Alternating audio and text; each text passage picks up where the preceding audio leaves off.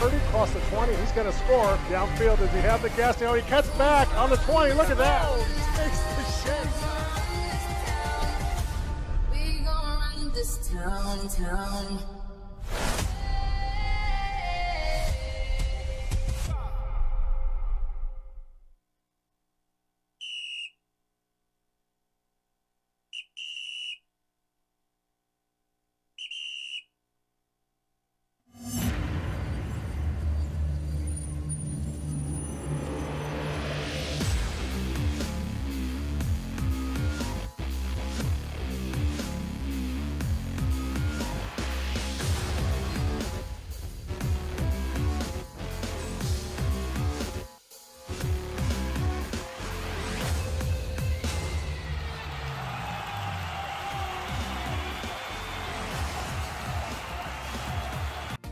I am the March 2024 Springdale Spotlight winner. The February 2024 winner of Springdale Spotlight.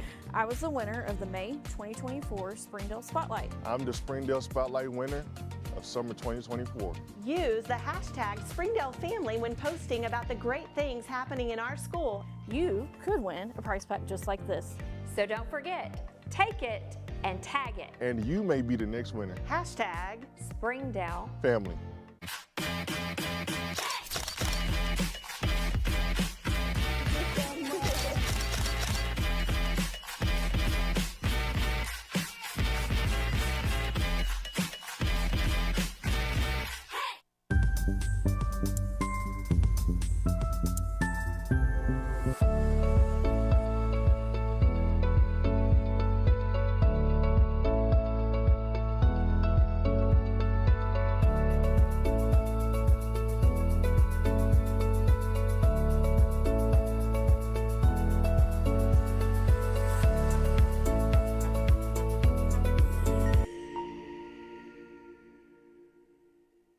During the Great Depression, nothing came easy.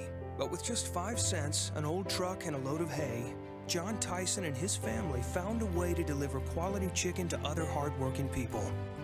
Today, Tyson continues to find new ways to help put a chicken in every pot. Because people deserve farm-raised chicken of the highest quality. At Tyson, we remain committed to this simple promise: to always keep it real, to always keep it Tyson.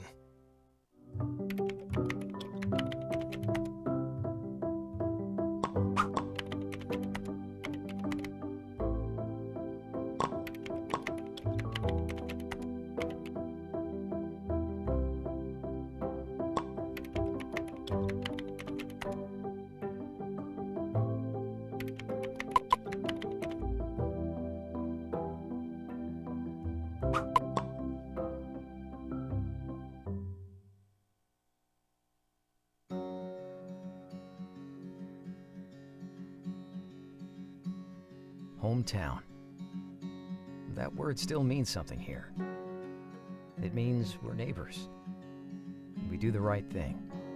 We care about your family. And you deserve the very best every time you walk in the front door. Harps. Hometown fresh.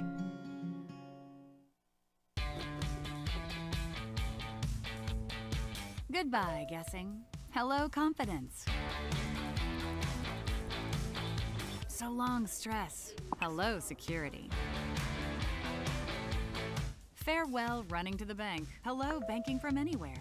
Get a quick view of your balance, block lost debit cards, and quickly deposit checks anywhere, anytime with the highly rated Arvest Go mobile app from Arvest Bank. Goodbye, limits. Hello, possibilities.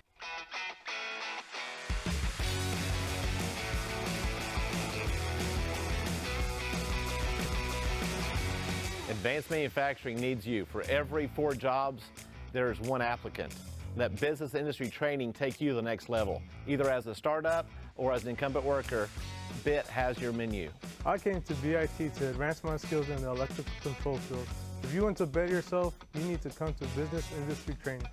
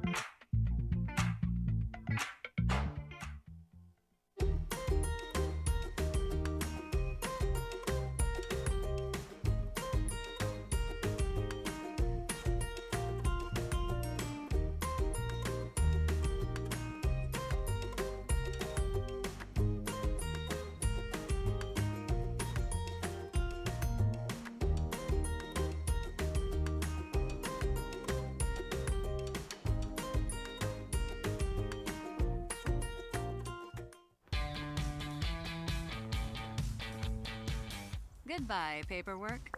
Hello, convenience. Farewell, waiting. Hello, personal service.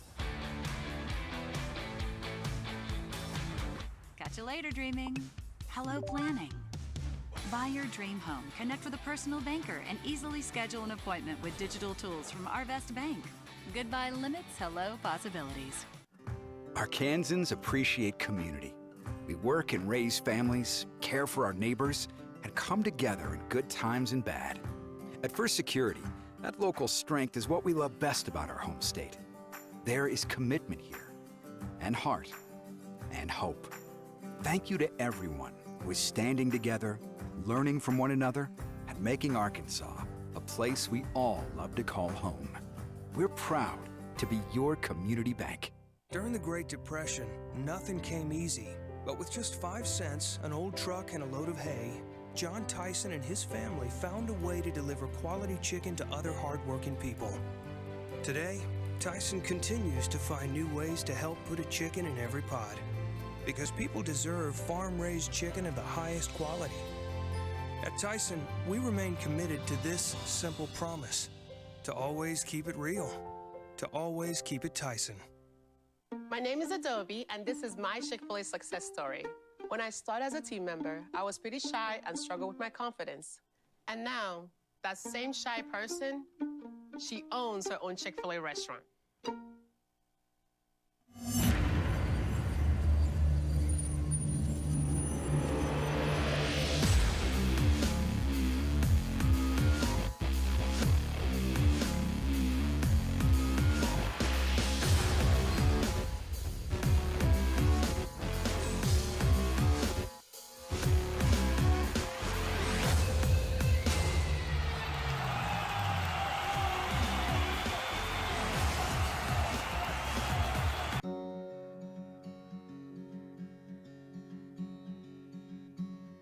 Hometown.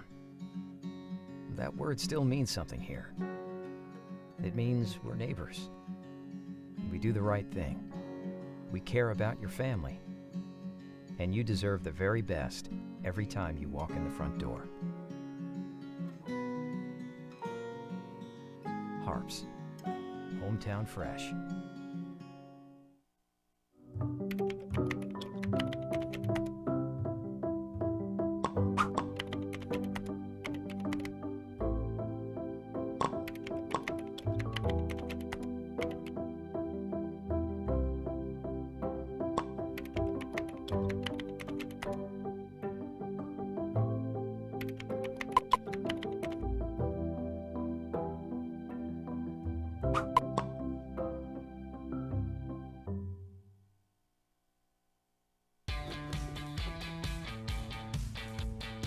Goodbye, guessing. Hello, confidence. So long, stress. Hello, security. Farewell, running to the bank. Hello, banking from anywhere. Get a quick view of your balance, lock lost debit cards, and quickly deposit checks anywhere, anytime with the highly rated Arvest Go mobile app from Arvest Bank. Goodbye, limits. Hello, possibilities.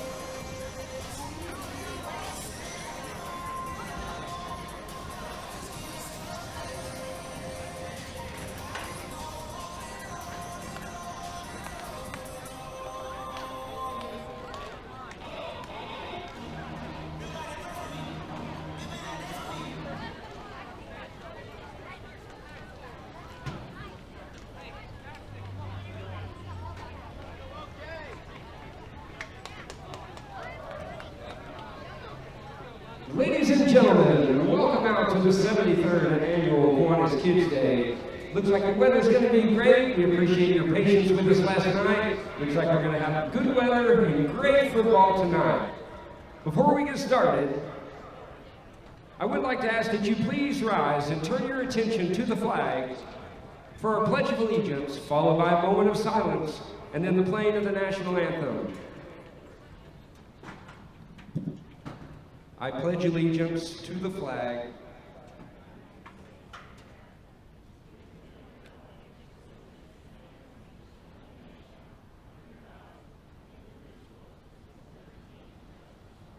Please join me for a moment of silence.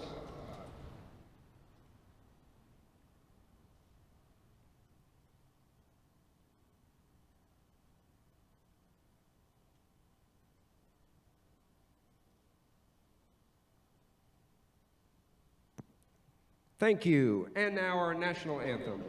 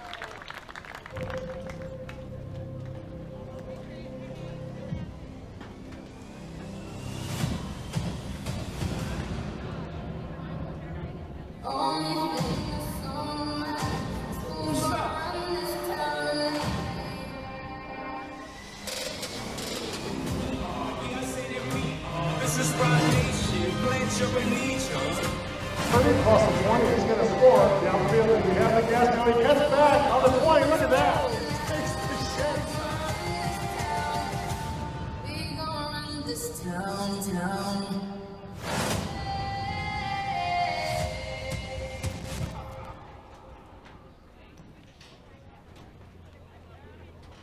And now, to honor a time-honored tradition, we're going to be announcing all of our players tonight. We're going to start tonight with the first and second grade white team. Number 5, Baylor Smith. Number 7, Lincoln Baker. Number 9, Amias Pearson. Number 11, Matthew Baker. Number 22, Shepard Shootneck. Number 26, Colt Shockley. Number 28, David Velasquez. Number 32, Xander Peak. Number 34, Noah Johnson. Number 40, Michael Love. Number 44, Case Favorite. Number 45, Julian Zamora. Number 48, Elliot Wood. Number 50, Max Hernandez. Number 51, Camden Burns. Number 55, Kai Schmidt. Number 66, Timothy Timmons Jr. Number 77, Madden Bowling. And number 98, Eden Vallado. Coaches, Jaden Whitmore, Jeremiah Lara, Chad Graham, and Demetrius Charles. And now your first and second grade blue team. Number 5, Grady Franklin.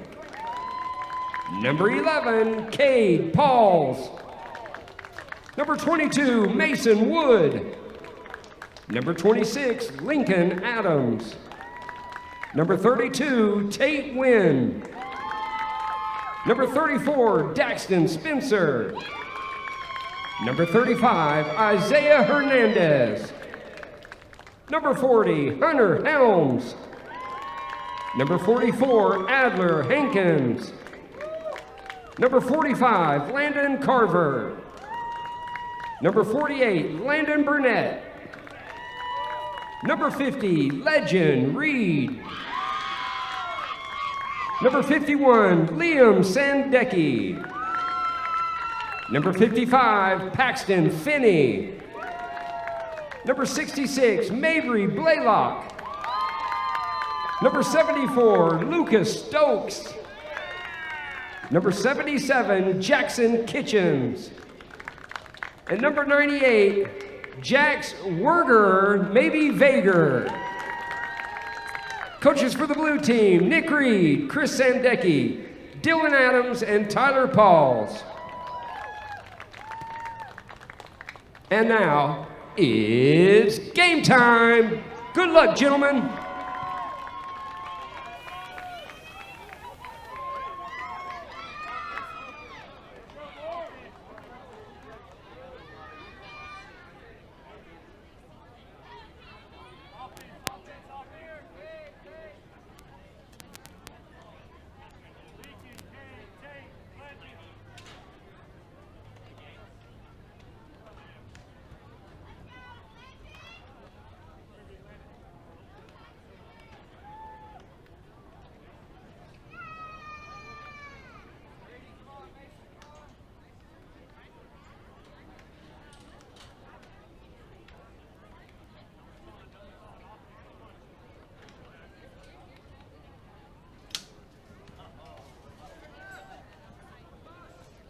You're looking live at Gerald Williams Bulldog Stadium on the campus of Springdale High School as we are getting ready for the second night of the 73rd Annual Springdale Kiwanis Kids Day Football and Cheer. And we are glad to have you here tonight on a warm night, around 95 degrees for kickoff. Last night, if you were here for the games or if you were watching online, we did have a little bit of weather delay. Not a chance of that tonight. We got some warm weather, and these kids, even though it's hot, they've been out practicing and warming up, and we're ready for some football. First game tonight is going to feature the blue team. The blue team did not play last night, so this will be their first game, and they will be playing the white team. And the white team, first and second graders, they went down in defeat yesterday, 36-0 to the red team. So they will be playing tonight, the first game at 6 o'clock. Brad Spurlock, I am the voice of the Harbor Wildcats. Glad you could join us and being a part of this wonderful tradition they have here in Springdale. And we're looking for a great, great time tonight. Springdale Kiwanis Club, they're celebrating their 80th anniversary. Started back in 1946. And once again, this is their 73rd season of Kids Day football. They've had over more than 500 youth participants each year come through here. And a lot of notable names as we go through here. We might try to mention a few more like we did last night. But this is always exciting to see these kids that have been preparing for the last couple of weeks, even in the heat, and getting ready for a football game tonight. Rules kind of the way it goes like this. We got two 20-minute halves that will be a non-stop clock, continuous clock. They will have one timeout each. Each team will have one timeout during the half. It does last a minute, so they'll have time to discuss or take a little breather should they need to, but this will be a continuous clock, two halves. Blue team offense. And we are excited, basically, the rules of football that we see here. Now, after fourth down, they do have the option where they want to punt or where they'll move the ball up for the offense, or they can go for it. So we're going to see the blue team. They're on offense first. We're going to announce some of the players as we go along through here. If you were at the beginning of the game, you did hear Jared Parks announce it here on the stadium PA system. Jared always does a fantastic job, and here is our first play. This is going to be number 35 for the blue team. This is Isaiah Hernandez, and he's coming around the left side and gets stopped for about 7 yards on the first play. Isaiah Hernandez.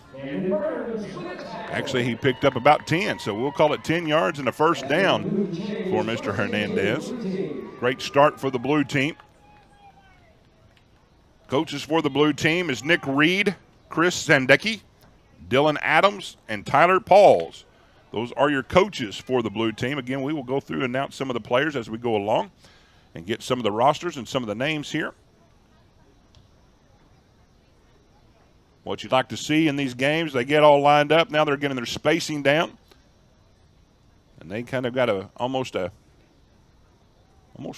a wing T type formation. Now we've got a handoff coming around the right side. He's got a little bit of room, and he fell down. That's going to be Tate Wynn. Tate Wynn on the carry. But he's going to have enough there. That looks like about a 9-yard pickup. Had a little bit of room, slipped down on the grass. We saw some of that last night. Didn't see too much rain come through. Field was a little slippery, and we saw especially on the cutbacks, feet got out from underneath them. But that was a pickup of 9 yards for Tate Wynn. So it's going to be 2nd down and 1. Ball's placed at the 39-yard line. Getting the formations all lined up correctly. Referees have to help out as well where they line up. Get their spacing down. Waiting for the snap. Quarterback on this group, that's Lincoln Adams. Lincoln Adams is the quarterback, calling out the signals, and the snap right there. Now Adams is going to take it around right side, makes one man miss, and he's going to be tackled there. That is Noah Johnson on the tackle. Lincoln Adams picks up enough for a first down, though. Great execution there, both sides. Adams able to shake a couple of men up front, but then again, there was a good tackle on the back end there for Noah Johnson. But it's going to be enough for a first down. The ball's placed at the 46-yard line. Blue team is going left to right on your television screen.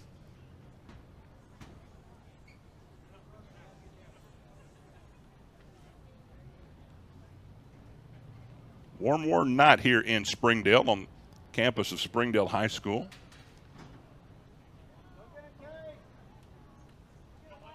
And here's another handoff. This is going to be to Legend Reed, and he's tackled. What a great tackle. Looks like there's a fumble on the play. They're going to call him down, I believe.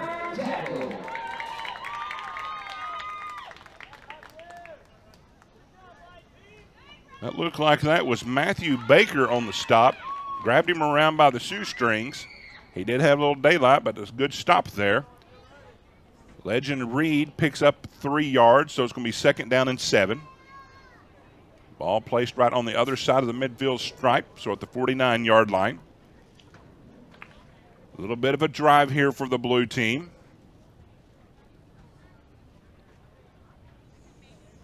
$17:20 left to play here in the first half. Watching some of these kids before the game got started, we're playing chase, and where other people try to rest before the game, they're out there playing tag and chase. And these kids have a lot of energy. Like to burn off this energy. There's the snap. It's going to be a handoff. He's coming around right side. He's got a little bit of room. Cuts back in the middle. Look out. He's got some room. He's off to the races. This is Daxton Spencer. And he's going to go in for 51 yards and the touchdown. Daxton Spencer, 51 yards for the blue team score. It was a great cutback. About 10 yards down the field. He's on the right side. Cut back in the middle. And then it was just off to the races. He did a great job getting into the end zone. But here we'll watch the replay. There's coming around right side. And right here's where he does a little cut back into the middle of the field. Makes one man miss. And then it's just off to the races. And look at this little speed going through here. Caught at the very end. There's a great effort there by Camden Burns. But he's able to stretch it in for the touchdown and an early 6-0 lead for the blue team.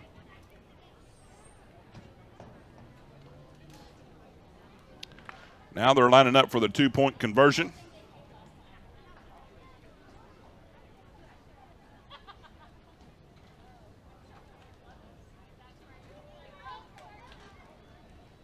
almost like a full house backfield, if you want to call it that.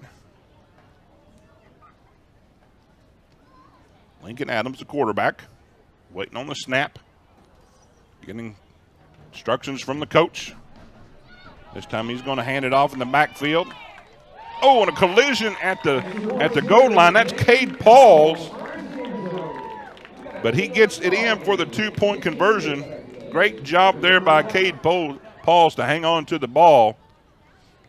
But successful drive there for the blue team, and they take an 8-0 lead over White. And we'll see the White team's first possession here momentarily. They'll bring the ball out to the 20-yard line.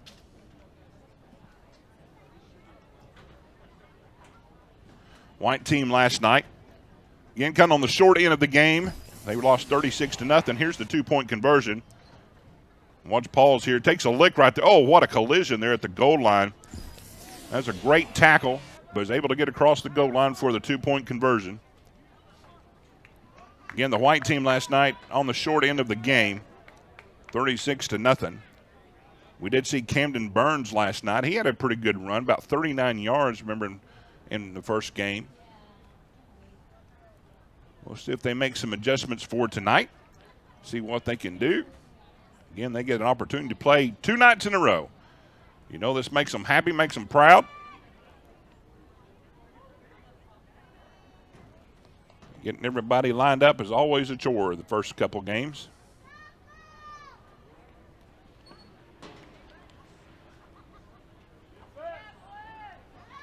First and 10 at the 20-yard line. They'll be moving right to left on your television screen. And some of these kids probably know each other pretty well, maybe talking to each other a little bit across the line, seeing how their summer goes. Shepard Shootneck is the quarterback. And looks like there's a handoff in the backfield. Didn't go very well. As Lincoln Baker in the backfield was stopped in the backfield. Lost 4 yards on the play, so it's going to be second down, 14. They'll place the ball at the 16-yard line. It's all part of learning the game, learning how to hold your blocks, going downfield, hanging on to the football, what arm to carry the football in. All great learning lessons here on the football field tonight, especially these first and second graders.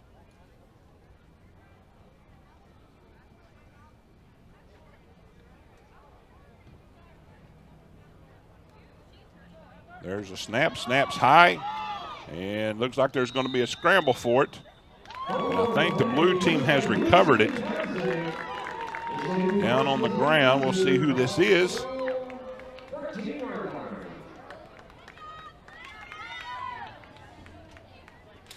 Looks like Xander Peak on the recovery. Xander Peak got the football after the bad snap. And the ball is going to be placed right around the 13-yard line where it'll be first and 10 for the blue team. So right away we see a turnover. See if the blue team can take advantage of it. 11:54 left to play in the first half. Blue team's already up 8-0.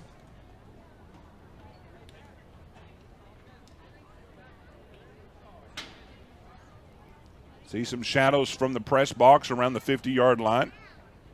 About halfway down. Sun's going down. Maybe it'll get a little bit cooler here for these rest of these games. Again, the game started real late last night. We did not leave here till after 11 o'clock. Don't think that'll happen tonight. Looks like we've got everything underway. Hoping for an earlier night tonight. But the blue team's got the ball. They're setting up. Lincoln Adams, the quarterback. He's got guys in the backfield. It's going to be a handoff in the backfield. And that is going to be Xander Peak. He's the one that recovered the fumble. Lined up in the backfield, and he scored a touchdown 13 yards out. for Xander Peak. Here's the replay we see, just coming around right side. Gets around the corner and just outruns the rest of the coverage there. And gets in for 13 yards out. Great run for Xander Peak. That puts the blue team up 14-0. 2-point conversion pending. Again, you'd like to see these kids stay positive, stay into this, whether you're behind or you're ahead. All about teamwork, doing the right thing.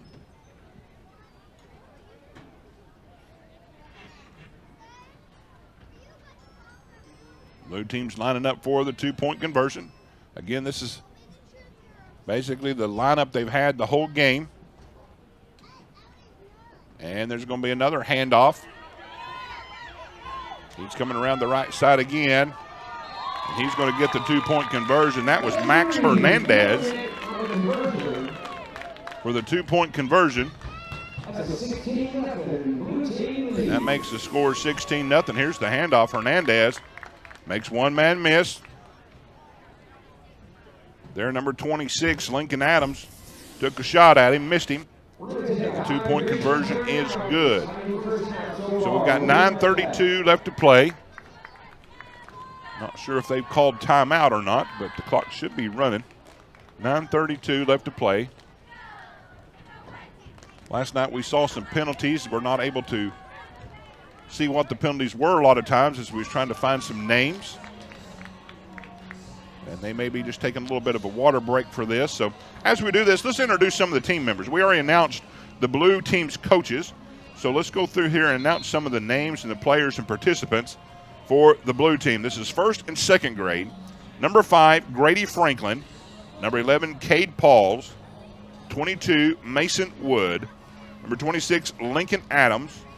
Number 32, Tate Wynn.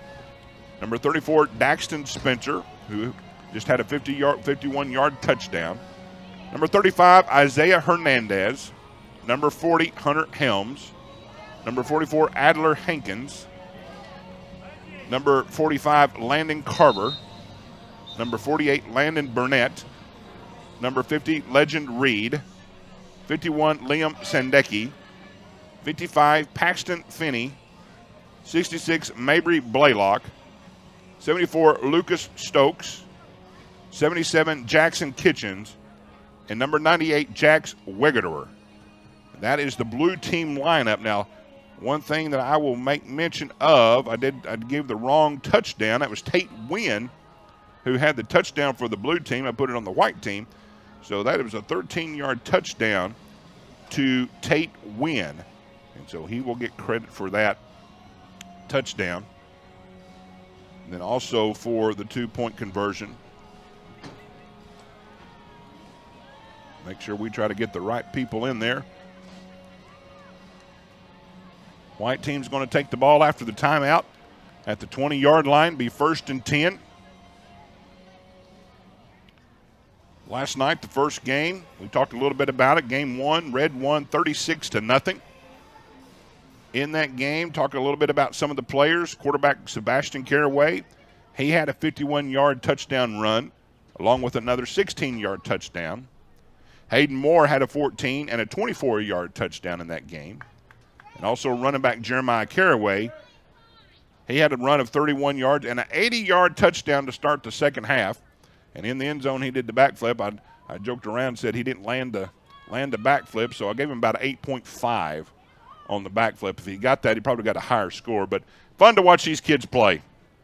And that was the game, first game of the night. Camden Burns, we already said for the white team, had a 39-yard run in that game, and he's participating tonight for the white team. Shepard Sutnek is the quarterback for the white team. 9:32 left to play in the first half. Looking to get the clock started here again. They're lining up, getting ready to snap the ball, and there's another bad snap. Ball's rolling around. It's going to fall down. The quarterback, he picked it up this time.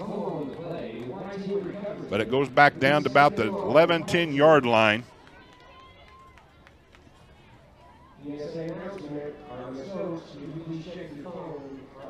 So that's going to be second down, right around 20. We'll give them an extra yard, so second down, 19. One thing we saw last night, a lot of teams play with the pistol formation, where the quarterbacks lined up 3 to 4 yards off the center. We did see a few teams, their quarterbacks went under center. They had a little bit more luck, it seems like. Sometimes it's always hard to get that snap. This time they do. This time they run into each other, and there's a meeting in the backfield and another collision. And looks like about a 5-yard loss on this play.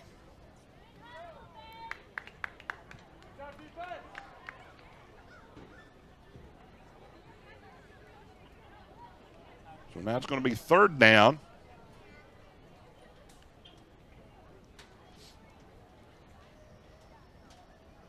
We'll see where they've got it. They've got it at the 11-yard line. Don't know if that's correct. I don't think that's the right mark. So it looks like about the 6-yard line.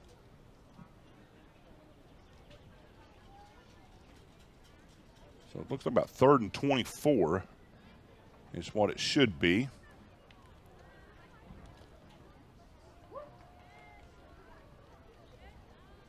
White team have an opportunity here to pick up this first down. They have like this little full house backfield as well.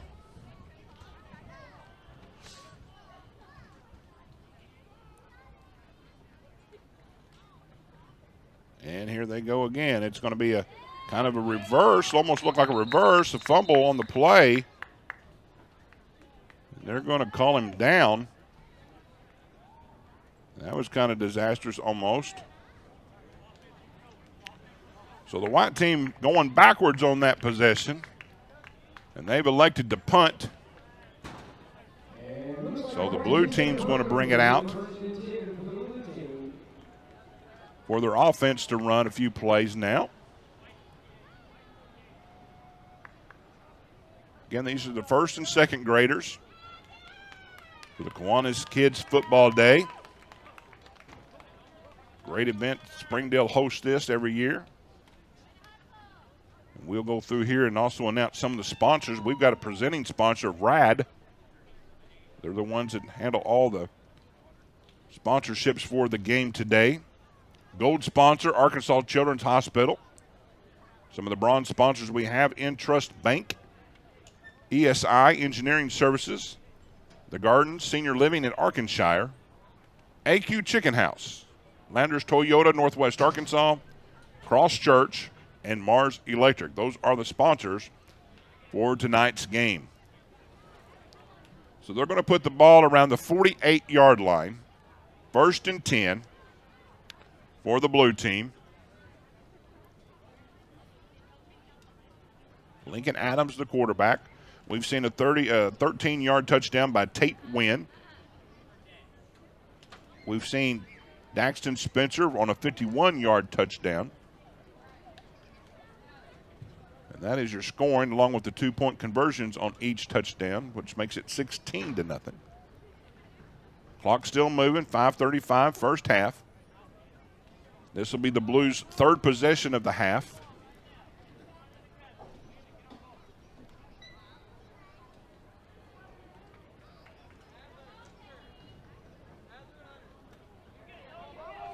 A little bit of mix-up on the play, fumble on the play. Quarterback recovers it. Lincoln Adams jumps on it. Loss of maybe 1 or 2.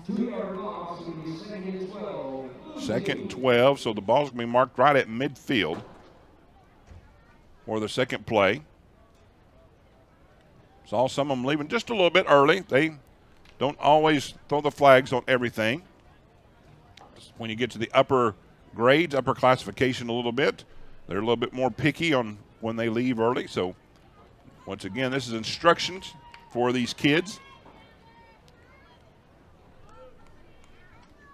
Making sure they're all lined up, hands on knees, ready for the next play. This time the quarterback keeps. He goes around the left side. He's got a little bit of room. Now, he did fumble. And now, the white team, he almost ran the wrong way. Adams had a nice little run fumbled the ball, and it was picked up there by the white team. We're going to look at this again. Nice little cutback here by Adams, but then they got that hand in there and stripped the ball. Almost took off the wrong way, but he got it back up. That's number 35. I don't have a 35 on the white team, so I apologize. I'd give him some love. But he was the one that picked it up, looked which way to go, started the right way. So the white team's got a little momentum here. So we'll see what they do. 42-yard line, 1st and 10. 3:37 left to play in the first half. Stick around for halftime. The cheer squads will come out and they will perform. Not only this is for football, this is for the cheer squads. They work up routines and cheers. So this is for their event as well.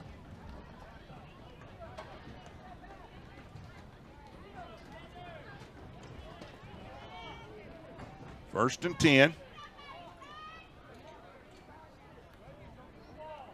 A little bit of breeze blowing south to north, and it blows a little bit, so it's circulating around here in the stadium. Not too bad. There's a snap. There's the handoff to number 35. Again, we don't have him down on the program, so we do apologize. He's brought down in the backfield.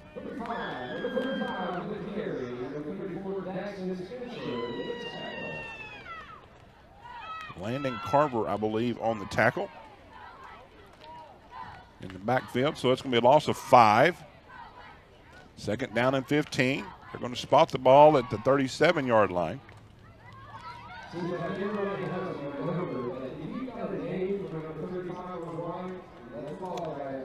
I'm listening to Jared Parks, the PA announcer here in Springdale, and he's trying to get a name for number 35, so we'll try to remedy that as well if we get it. So we'll look at him and see if he'll pass along the information. We want to give him some credit.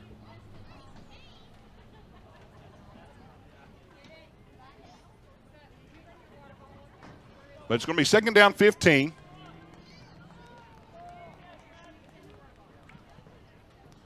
Here's the snap in the backfield. Got a little bit of room, gets away from one, being shirt-tailed by another. That is Camden Burns. He had a big run last night of 39 yards. Gets another little reprieve there. Found a little hole in the defense.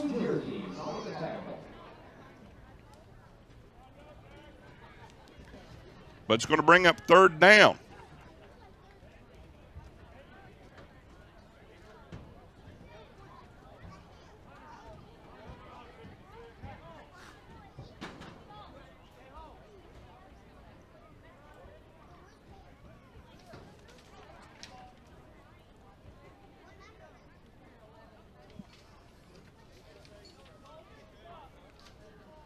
.58 seconds left to play here in the first half.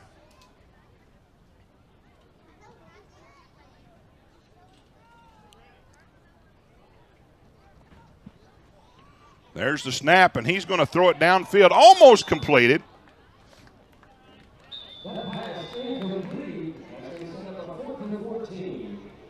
It's going to fall incomplete, 4th down. That pass, trying to get the number on that there for who the pass was intended to. Adams read back and let that thing go.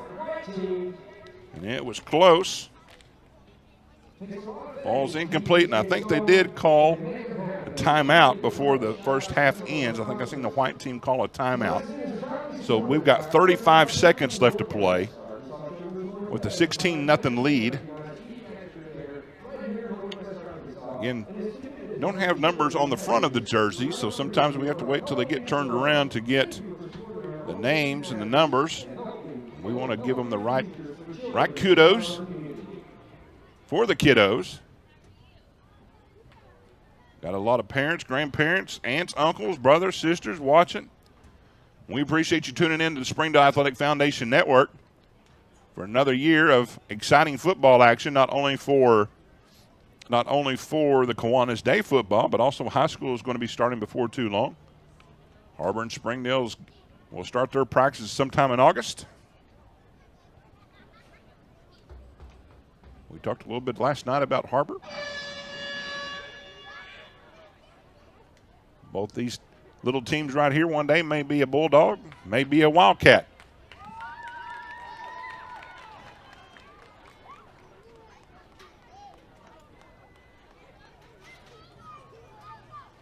.35 seconds left to play as they come back up to the line of scrimmage.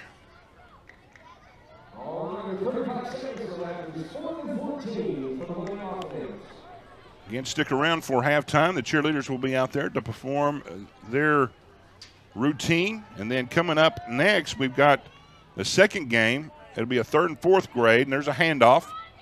He breaks one tackle, and he's off to the races. Look out, he's got some room. This is Camden Burns, who had the big long run last time. Will he get caught? No, he will not. And that is going to be a 62-yard touchdown for Camden Burns. Watch this play again. Almost got caught in the backfield. Gets around right side. And then it's off to the races. Being chased there by Lincoln Adams. Thought Lincoln might take a little dive there, but almost looked like they get rid of some of the gas there and did not give the last few meters there. But nevertheless, it's a touchdown for Camden Burns, 62 yards.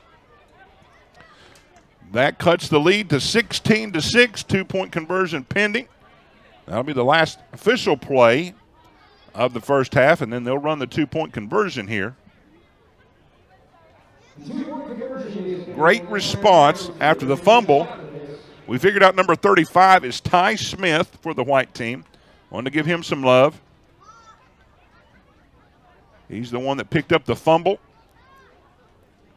Set the white team up. White team there on third down, able to get that big long run of 62 yards. And they're back in this game. 16-6. Getting lined up for the 2-point conversion.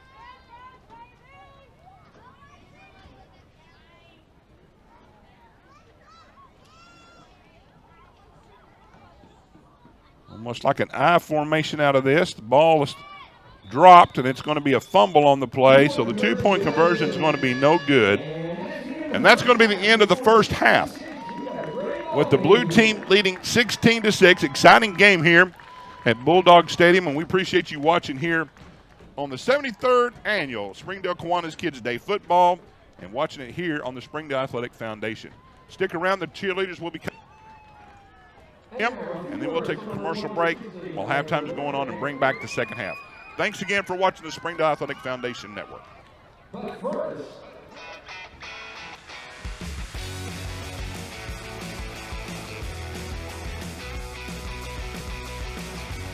Advanced Manufacturing needs you. For every 4 jobs, there's 1 applicant.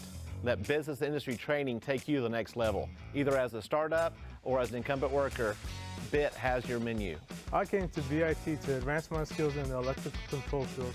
If you want to better yourself, you need to come to business industry training. Entertainment. Please welcome the nationally ranked 3rd in the country Springdale cheerleaders and their cheer clinic.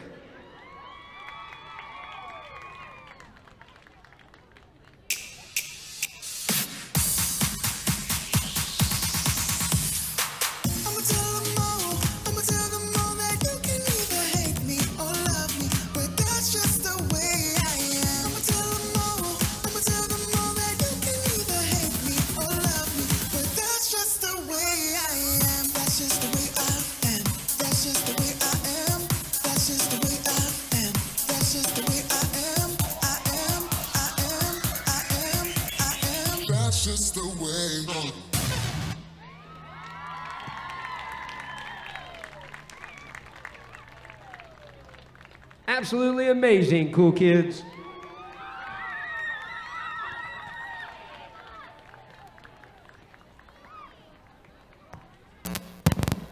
And now, a few words from Kiwanis Kids Day Director, Lauren.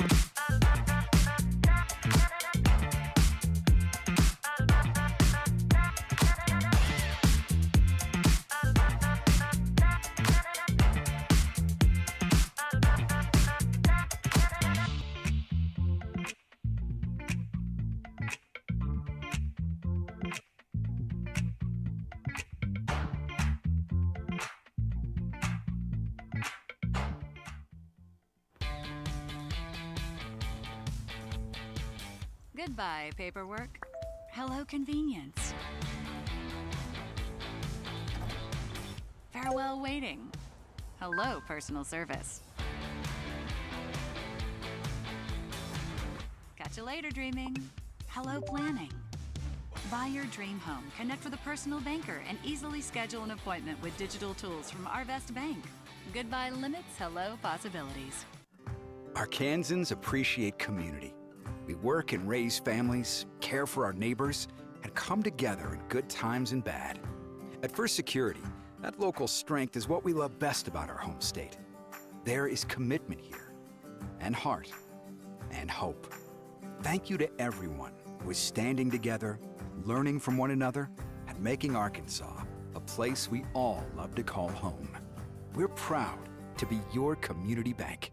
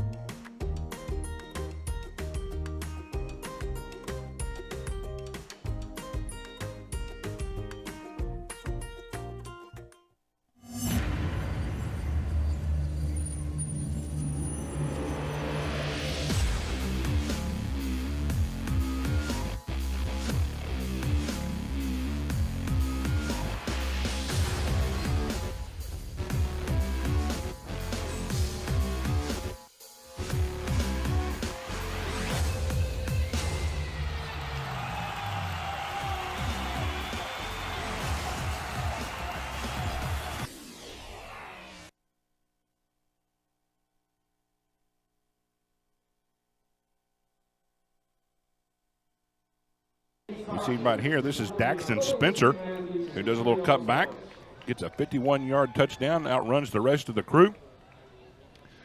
Gets swiped out there at the very last minute, able to cross the goal line for the touchdown for an early lead.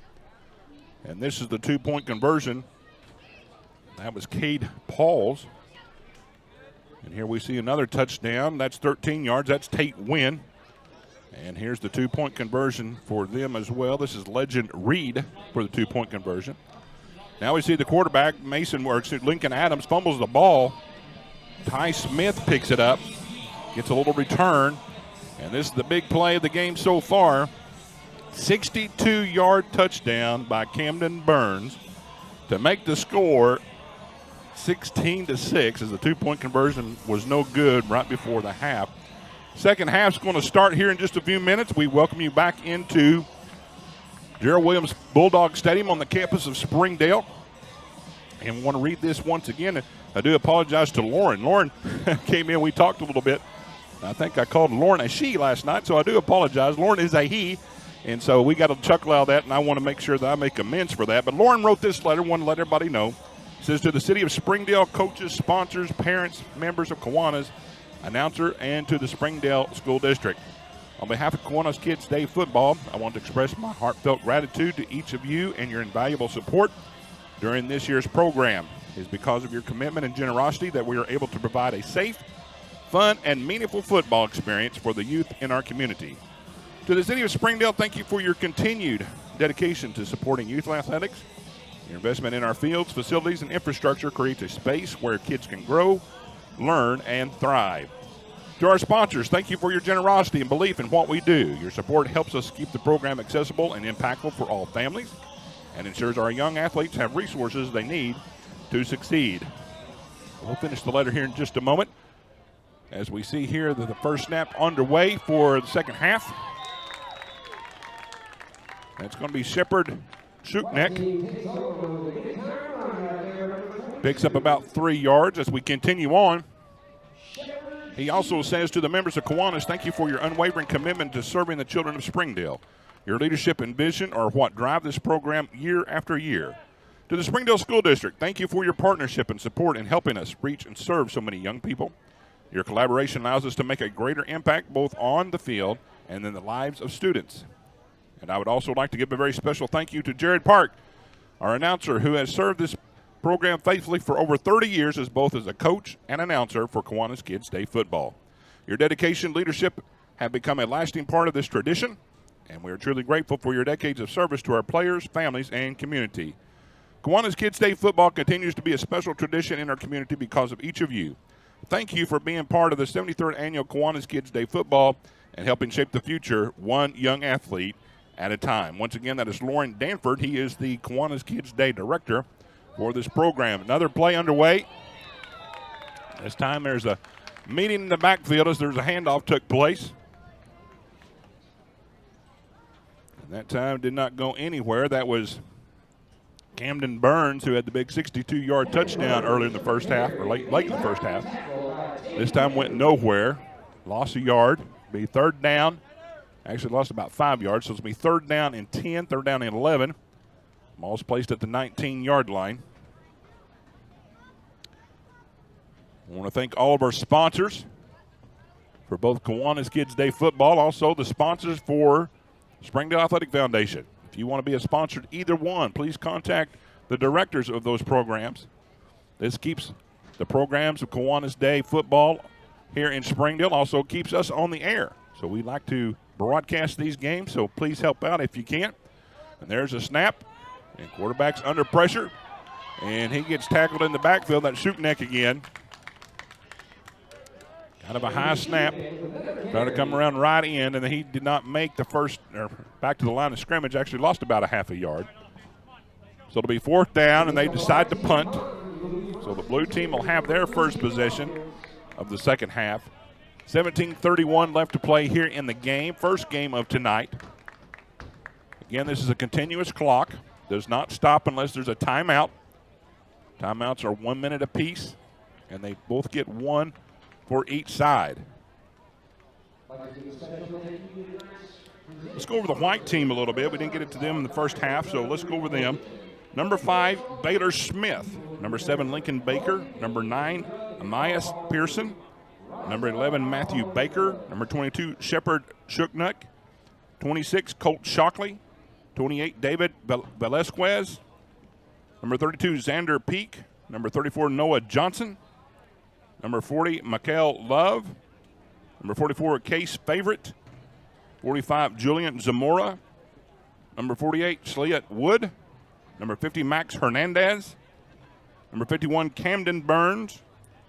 Number 55, Kai Smith. 66, Timothy Timmons Jr. Number 77, Madden Bowling.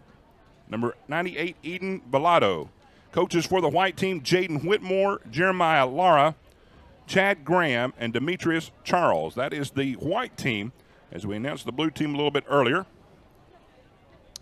And this will be the blue team's first possession of this half. Scored their first 2 possessions. Had a 51-yard touchdown by Daxton Spencer. Had a 13-yard touchdown by Tate Wynn. 2-point conversions were good.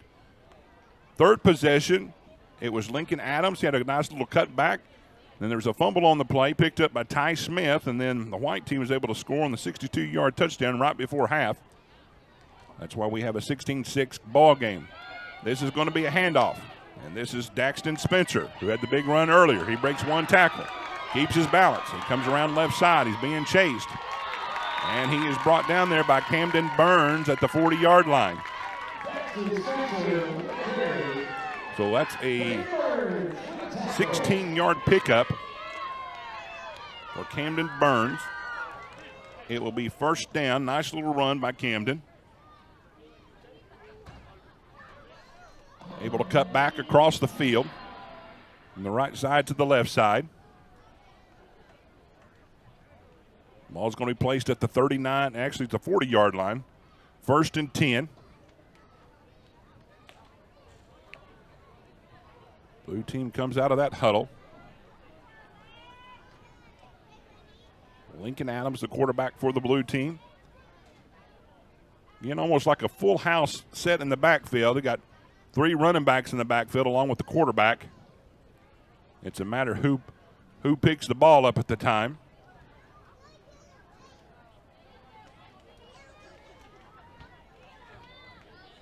See Tate Wynn there. They're moving him around, switching places with Daxton Spencer. Both of them had touchdowns earlier in the game. And this is going to be the quarterback keep. Lincoln Adams comes around right side. Finds a little bit of room. Lincoln Adams with a carry. Shepard Shootneck with the tackle. Shepard Shootneck on the tackle.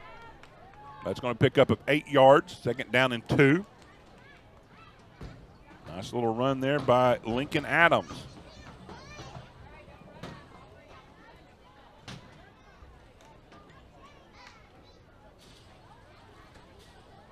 Thinking about the many years here at Bulldog Stadium, many great victories here that took place many decades ago. Want to see the tradition continue here in Springdale and at Harbor. What great traditions they have here. These young people, they're the ones that help keep this tradition going. Families keep their kids involved in sports. And here's another play. This time it is Tate Wynn who finds a little bit of room, and he's brought down in the backfield of the defense. Look like Matthew Baker on the stop. Matthew Baker with a tackle. So he does pick up the 1st down. Ball's placed right at the 25-yard line. Actually, it's going to be closer to the 20-yard line. 20-yard line. 1st and 10. Nice drive to start the second half for the blue team, their first possession.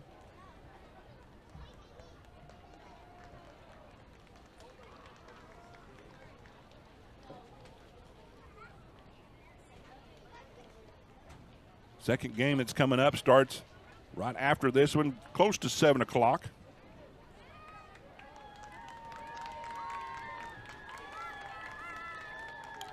That will be the red team from last night and the gold team from last night. This will be the 3rd and 4th graders coming up next. Red and gold playing tonight. Both were shut out in last night's games. Very competitive. I thought they played pretty competitive games last night. We'll see how this one plays out for this evening. Fumble on the play. Looks like they're just going to fall on it. It's Adams, just sits down on the ball. Going to be loss of a few yards on the play. Again, these are things you try to learn as you go through Kiwanis Kids Day football. Snaps, hanging on to the football.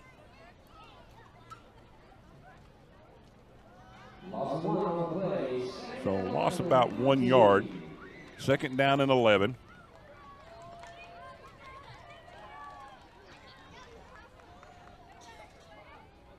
Coaches put a lot of time and effort into these practices for these games for the next 3 days, from last night, tonight, and tomorrow. So 3 days worth of games. Get these kids ready. Things they will remember. There's going to be a handoff around the left side. He gets around the left side, makes one man miss, stutter steps, makes another man miss. He's off to the races. He's brought down there in the backfield. That was Daxton Spencer coming around the left side. Colt Shockley with the tackle.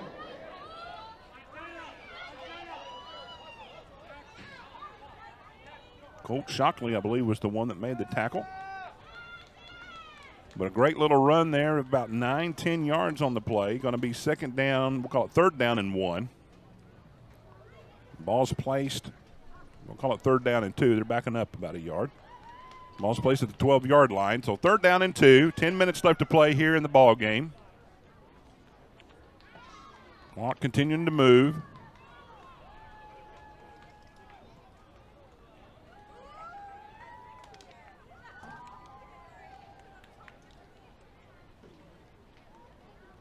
Warm evening here at Springdale. We fought the elements a little bit last night, finally fighting the heat tonight. Pushing through it. These kids are making sure they take their water breaks. It looks like they did not make it. Fumbled down there. Balmy 94 degrees here at Bulldog Stadium. Again, we've got a little bit of shadow that covers the press box, covering a lot of the field here, midfield to the 30 on the home side. Might be a few degrees difference there.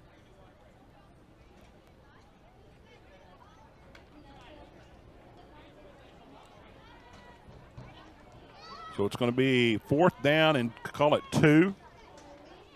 Fumble on the play. Blue team's going to try to pick this up, continue on, try to go in for the score. Once again, we kind of got that full house backfield. Another little snap.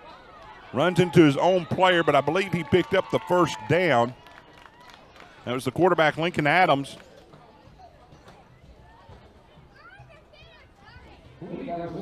He indeed did pick up the first down just inside the 10-yard line, so it's going to be 1st and goal.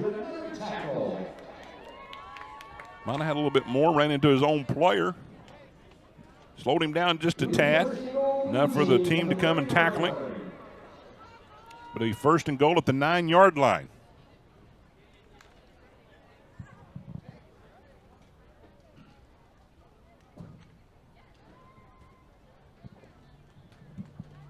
Nice little drive here by the blue team. This is their first possession. After the white team went 3 and out, their first possession of the second half.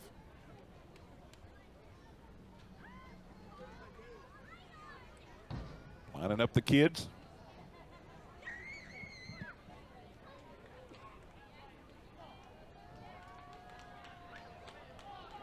Another blow snap, and he's tripped up in the backfield. Again, looked like he tripped over his own player. That was Tate Wynn. Had a little bit of a seam there on the right side. Looked like his foot tangled up with one of his blockers. And so he will pick up a yard on the play. Again, a kind of a bad snap. He picked it up, able to find a little bit of a seam. Falls forward for a yard, so it'll be 2nd down and goal. Just right at 7 minutes left to play here in the ball game. Again, continuous clock, keeps moving.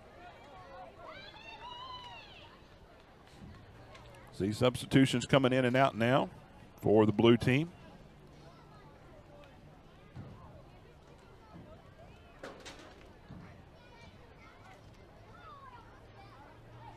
Still getting people lined up. This is what you see in the 1st and 2nd graders. Learning the game of football. Another low snap. And that time, I believe Adams had the ball. He was on the ground. His knee was on the ground. Tate Williams was trying to take off. He had a little bit of room, but they called him down. So now it's going to become 3rd and goal. Maybe lost that yard they picked up just a second ago, so it's going to be 3rd down and goal at the 9.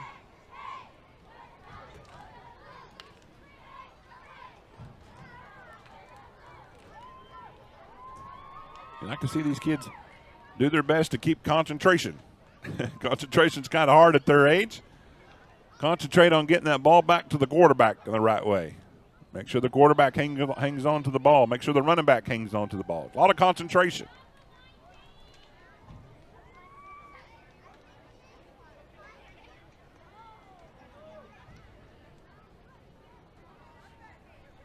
Again, this is 3rd down and goal. Another bad snap. That time he falls right back on it again. Adams falls back on the snap. It kind of bounced around. He grabbed it, fell down on it. That goes outside the 10-yard line, back to around the 12. So it'll be 4th and goal. I'm sure they'll try to pick this up here again. And understandably so, like I said, they've been out here for almost an hour. It's a little warm during warm-ups. By the time they get out here for this hour, maybe a little winded, maybe a little tired. Make sure they keep the water handy. Might lose focus just a little bit in this heat. This is what teaches them, though, about staying hydrated, staying focused on the field. Be ready to play every play.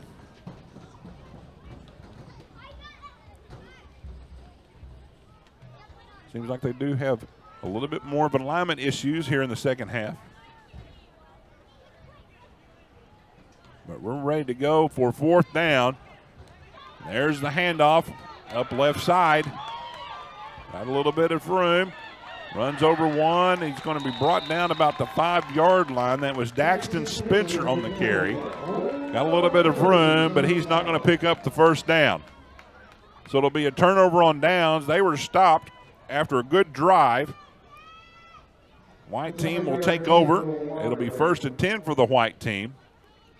And we're going to have a timeout. Again, it's pretty warm out here, so we're going to take a timeout. We'll take a timeout with them, and we'll come back right after these messages. You're watching the Kiwanis Kids Day football here on the Springdale Athletic Foundation Network. I am the March 2024 Springdale Spotlight winner. The February 2024 winner of Springdale Spotlight. I was the winner of the May 2024 Springdale Spotlight. I'm the Springdale Spotlight winner of summer 2024. Use the hashtag Springdale Family when posting about the great things happening in our school. You could win a prize pack just like this. So don't forget, take it and tag it. And you may be the next winner. Hashtag Springdale Family.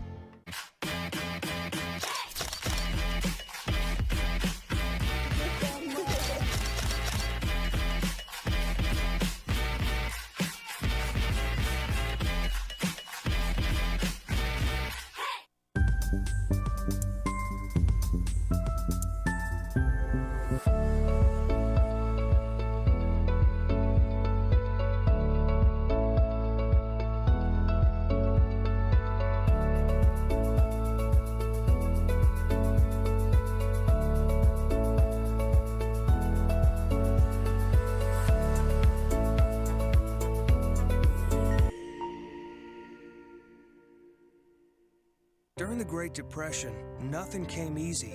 But with just 5 cents, an old truck, and a load of hay, John Tyson and his family found a way to deliver quality chicken to other hardworking people. Today, Tyson continues to find new ways to help put a chicken in every pot. Because people deserve farm-raised chicken of the highest quality. At Tyson, we remain committed to this simple promise: to always keep it real, to always keep it Tyson. We're back at Gerald Williams Bulldog Stadium. We got 4:14 left to play in the first game tonight between the blue team and the white team. Blue team leads 16-6.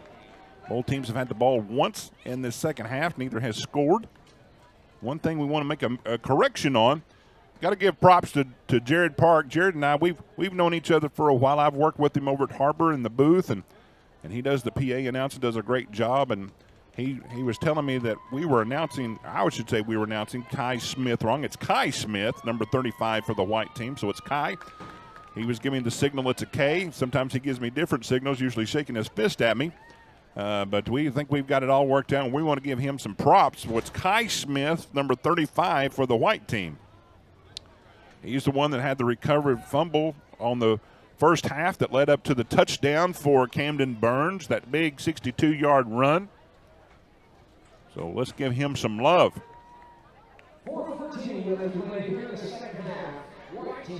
This was more or less a scheduled water break. Again, these kids get warm. It's warm outside, about 94 degrees.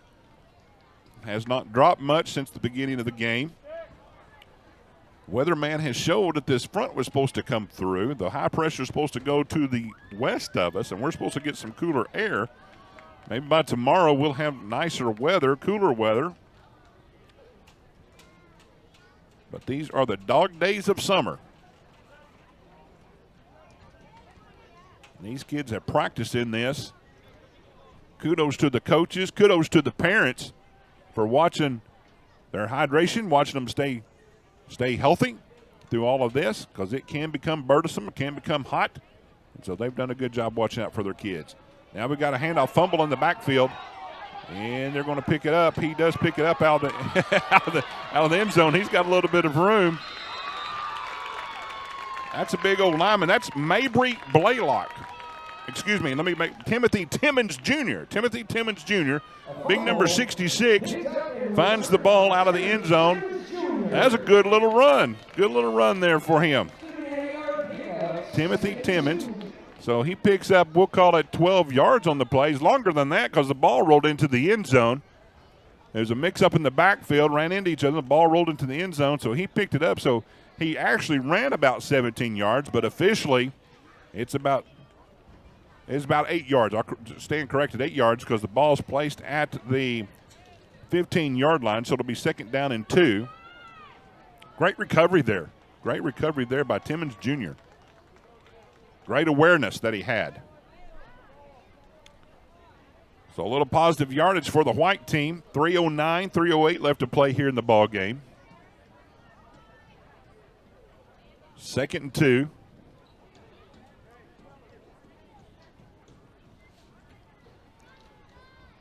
And that water break did a little something for the white team. Oh, there's a big high snap. He was brought down in the backfield. First back there was Tate Wynn for the blue team. Wasn't able to corral him down, but his teammates showed up, brought him down for a loss. Another high snap. Schuteneck was able to corral it. Met almost immediately by the time he got the ball.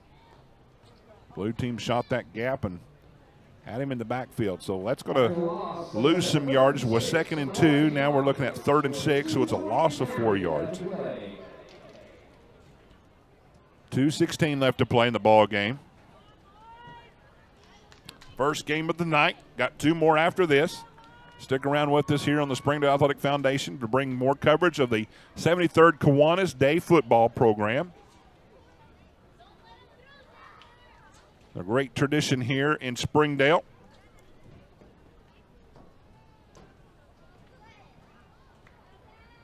Another high snap. Here they come again. They all meet in the backfield again. Maybe lost the ball. They did, and the blue team recovered it. Blue team recovered it after the fumble.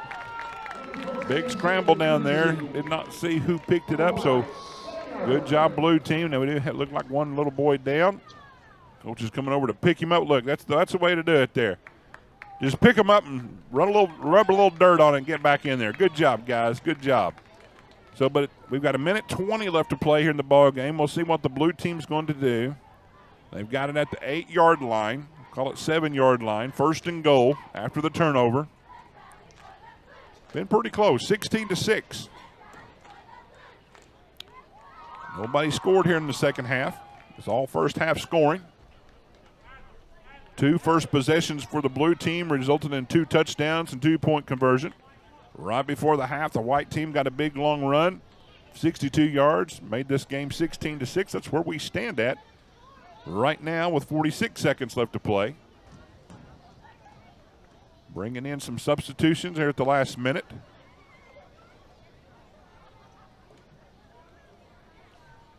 Buckling up some chin straps. 32-31. They may just stay in the huddle and call this good. Coaches are giving some smiles, giving some, now they actually look like they're going to try to run a play here.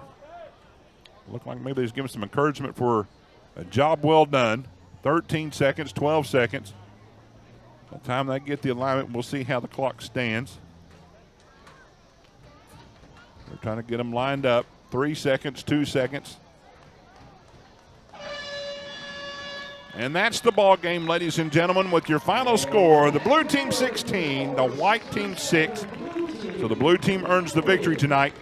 We appreciate you watching this game. And once more, we got another one coming up here in just a few minutes. It'll be the 3rd and 4th graders. We want you to stick around for that game. We'll give some more introductions and teammates and roster introductions here in just a little bit of time. But that'll be right here in just a few minutes. It will be the red and gold teams from last night will be playing each other right after this. Stay tuned, and we'll be right back. You're watching the Kiwanis Day football program here on the Springdale Athletic Foundation.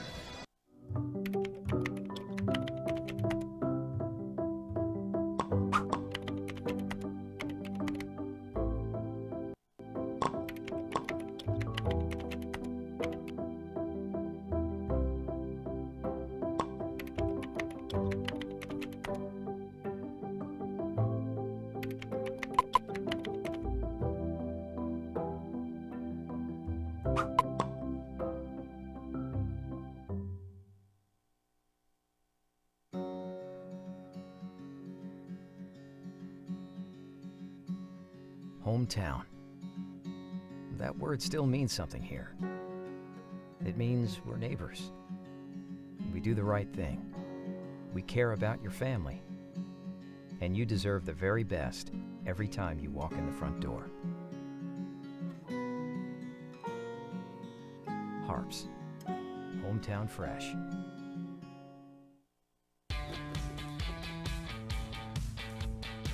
Goodbye, guessing. Hello, confidence. So long, stress. Hello, security. Farewell, running to the bank. Hello, banking from anywhere. Get a quick view of your balance, lock lost debit cards, and quickly deposit checks anywhere, anytime with the highly rated Arvest Go mobile app from Arvest Bank. Goodbye, limits. Hello, possibilities.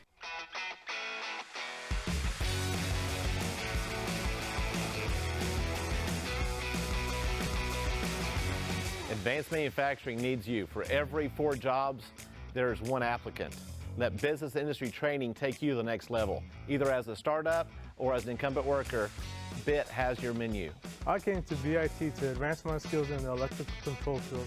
If you want to better yourself, you need to come to business industry training.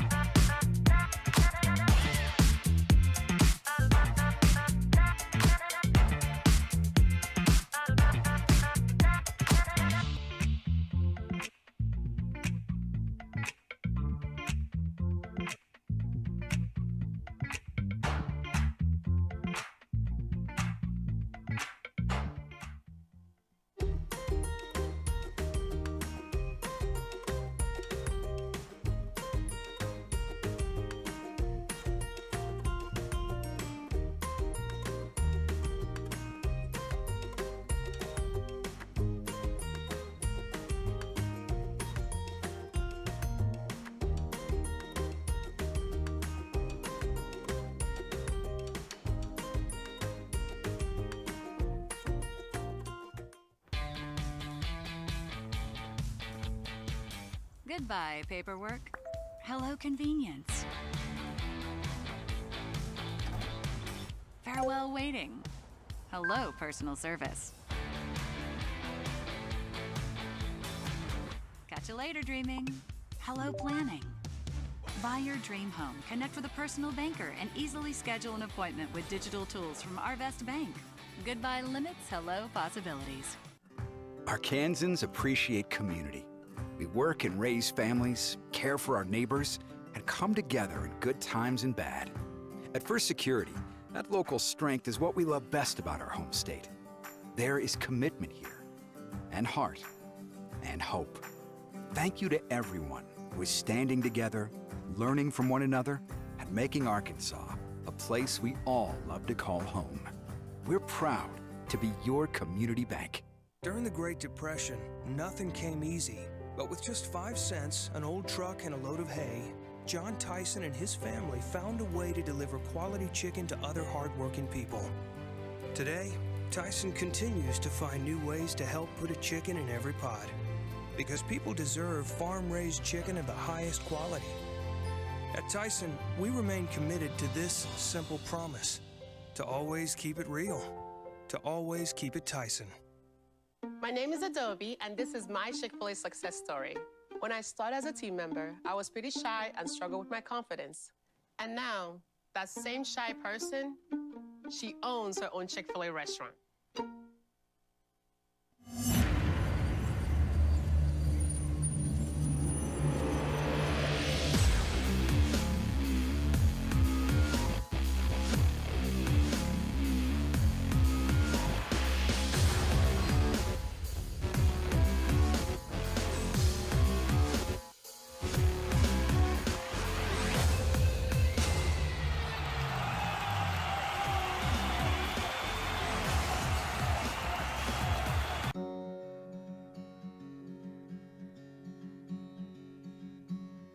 Hometown. That word still means something here. It means we're neighbors. We do the right thing. We care about your family. And you deserve the very best every time you walk in the front door. Harps, hometown fresh.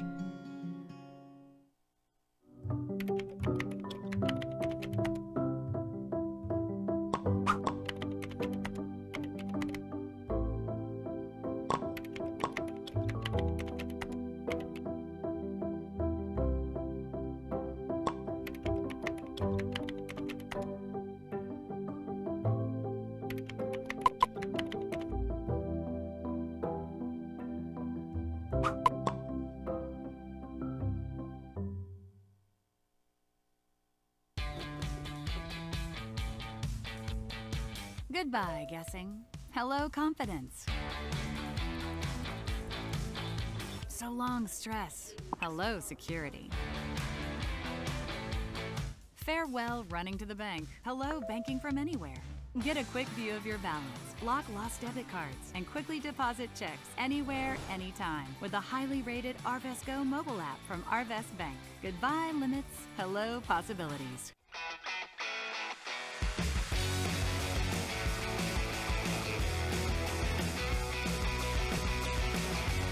Advanced Manufacturing needs you. For every 4 jobs, there's 1 applicant. Let business industry training take you to the next level. Either as a startup or as an incumbent worker, BIT has your menu. I came to BIT to advance my skills in the electrical control field. If you want to better yourself, you need to come to business industry training.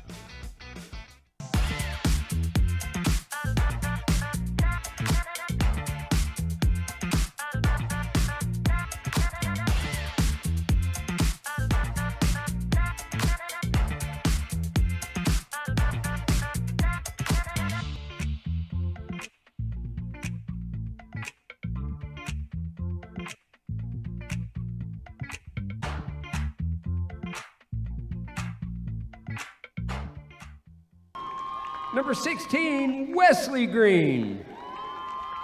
Number 22, Pryor Cotton. Number 26, Sawyer Reed. Number 30, Enzo Larios. Number 32, Eddie Lopez. Number 35, Preston Bowens. Number 37, Junior Albaceres. Number 44, Bryson Boyd. Number 50, River Cornelison. Number 55, Big Bryce Nickerson. Number 66, Otis Trollinger. Number 75, Ethan Mounts. Number 77, Dason Jones. And number 80, Rowan Smith. Coaches for the gold team, Justin Mounts and Michael Green. And now, your 3rd and 4th grade red team. Number 7, Kentavious Powers. Number 8, Crew Johnson. Number 11, Monte Killam. Number 16, Bryce Dobbs. Number 22, Jet McDaniel. Number 26, Benedict Ani. Number 30, Elijah Thomas. Number 32, Aldo Perez. Number 35, Mason Mayfield. Number 40, Camden Williams. Number 44, Kyrie McCray. Number 50, Rylan Moreno. Number 66, Caden Rogers. Number 74, Z White. Number 77, Dimitri Massey. And number 98, Riggs Christmas. Coaches for the red team, Jordan Owens and Chris Bailey.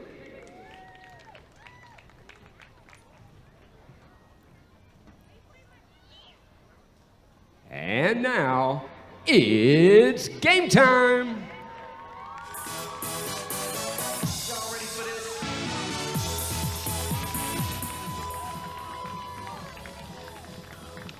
Welcome back to Gerald Williams Bulldog Stadium for Game 2 tonight of the 73rd Annual Springdale Kiwanis Kid Day Football and Cheer. And this, once again, will be the second game of tonight. Will feature the red team and the gold team. These will be 3rd and 4th graders that played last night. Both teams, unfortunately, were shut out by their opponents last night. And they're going to get another crack at one another. And we're going to see some exciting football. I thought they played real good, very competitive football games. Unfortunately, just did not go their way. But I know there's a lot of excitement in the air. We'll go through some of their rosters. Jared Park, the PA announcer here for the Kiwanis Day Football, has already announced via the television. But we'll go through and we'll try to announce again. He does a great job with all the PA work, making sure we get all the names correctly. And we're going to have an exciting football game. The red team is going to be on offense first, and they will be going left to right on your television screen. Ball is going to be placed at the 20-yard line. Again, 20-minute running clock as we get started. Each team will have one timeout per half. Lights have come on here at Gerald Williams Bulldog Stadium on the campus of Springdale High School. Old stomping grounds for some of us. My, how it has changed over the years. A lot of great memories, a lot of great football games in this stadium. This was the place to be on Friday night. Springdale usually was ranked in the top 5, either 1, 2, and seen many games from Fayetteville and Springdale. Springdale, I think in 82 was 1, Fayetteville was 2, or vice versa. First play from scrimmage was a pass, and that falls incomplete. That was Contavious Powers. Falls incomplete on the pass attempt. Going to bring up 2nd down. Remember that game in 82 very well. I was a young man at that time, sitting at the very top of the bleachers, and thought the teams were, or actually some of the students were going to get to a brawl. Fayetteville brought their flag out on the middle of the field. Some of the Springdale kids did not like that, met them out halfway and tore the flag down. So I do remember, I believe that was 1982. So once again, a lot of great memories here at Bulldog Stadium. Trying to make some good memories here for these young kids tonight. Red team has the ball again. This time it's going to be a handoff. And this is going to be Jace Emler. And he comes around right side. Now he was down. Ball comes out, but he was down. And it looked like they're Mason Mayfield on the stop. Excuse me. Let's get this correct here. That was Contavious Powers on the run. I've got my programs backwards here, so let's get them corrected. Powers on the run. Preston Bowens on the stop. So it's going to be 3rd down and 8. It's a pickup of 2 yards on the play.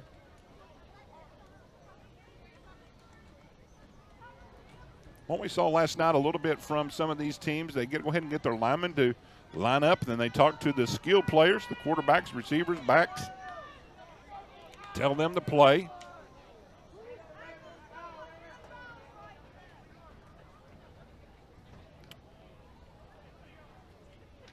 Referees get them all lined up as well, how far they can get to the ball. Coaches tell them how close they can get to one another on the playing field here. So we got 3rd down. There's the snap. It's going to be a throw, and that's going to be complete. That's Eddie Lopez. He's got a little bit of room on the right side. Look at him go. He's at the 40, down the sideline, cuts back into the 50, and he's going to be brought down there. Great run by Eddie Lopez. Eddie Lopez. Let's see that in review again. He comes right down the sideline. Great job. He's going to be tackled around the 41-yard line.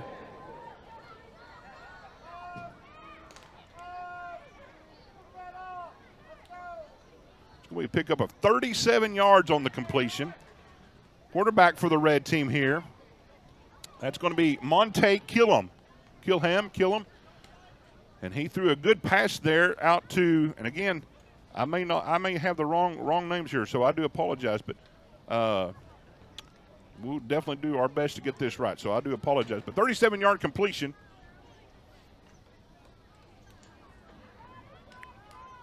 Great start from the red team. There's the snap. There's a handoff. It's going to be reverse. And this is going to be Crew Johnson. He's going down the sideline, gets pushed out of bounds. Drew Johnson picks up close to 12, 13 yards on the play. Going to be 1st and 10. Reds first possession. They're going, again, left to right on your television screen. 16:25 left to play in the first half. Ball's being placed at the 26-yard line. About a 15-yard pickup there for Crew Johnson.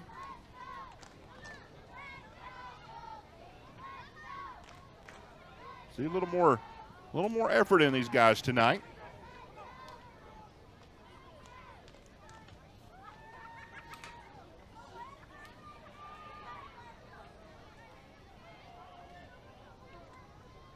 Again, the quarterback's Monte Killam. Kilham. 1st and 10. Great movement along this first possession here for the red team. Kilham gets it, fakes the pass. He's going to hand it off. A lot of people in the backfield. That's where they met up at. On the carry, that was Bryce Dobbs on the carry.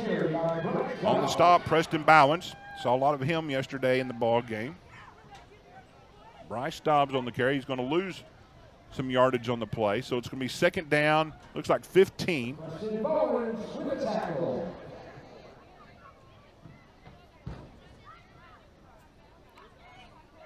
Again, some of the things we learn here, sometimes to tie our shoes right on the line of scrimmage. Mouthpiece is in, pads all strapped on, ready for another round.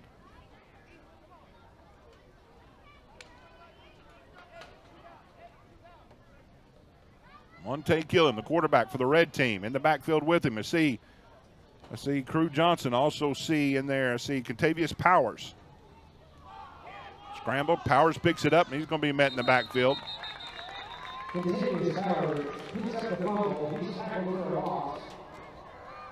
Not much movement on that play right there. Great job by the gold team. Looks like Wesley Green in there on the stop. Back them up a few more yards. Going to be 3rd down. The ball's going to be placed around the 36-yard line. So we'll call it 3rd and 20. Usually on this side of the field, if they do not pick up the 3rd down, they usually will go for it on 4th down. But at 3rd and 20, first possession here of the ball game for the red team for either side. The red team has marched it down into the gold territory. Pistol formation, most of these kids have done tonight. Got 2 to the bottom of the screen, 2 to the top, split out. Killam waiting for the snap. Still movement going back and forth. Nice snap. Hand off to number 32, and he's going to be met in the backfield. Gets away from one. That was a handoff to Aldo Perez. And Perez maybe got back to the line of scrimmage. Great pursuit there by the yellow team. Got a few getting slow, getting up. You don't worry too much about these. These kids don't have far to fall. It still hurts when you get hit, though. So it's going to be 4th down. It looks like they've decided they're going to punt the ball on 4th down. So that's going to back up the gold team close to their own end zone. This will be their first possession of the ball game with 12:23 left to play here in the first half.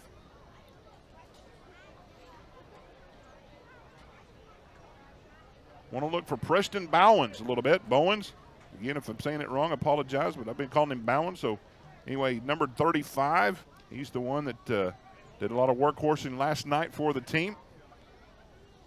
Picked up a big 29-yard game in that first game of the second and third grader, or 3rd and 4th graders, I should say. They will get their opportunity way back about the 2-yard line. So good call there by the red team to call it a punt. This will be their first possession. Quarterback's going under center. Sawyer Reed is going to be the quarterback from last night. No shotgun, no pistol formation, under center. There's the snap. There's the handoff. He's going around left side. Got a little bit of the corner. Got some room. Still tiptoeing down the sideline. That's Bryson Boyd. Bryson Boyd gets out of the shadow of their own end zone. Picks up a nice yardage on there on the first play. We'll see where they spot it. He may have stepped out a little farther back than what we saw. Or other than that, then they had a penalty. Looks like they probably had a penalty on the play because he got downfield a lot farther than that. So it's basically picking up 2 yards from the penalty. So it'll be first and, we'll call it 1st and 8.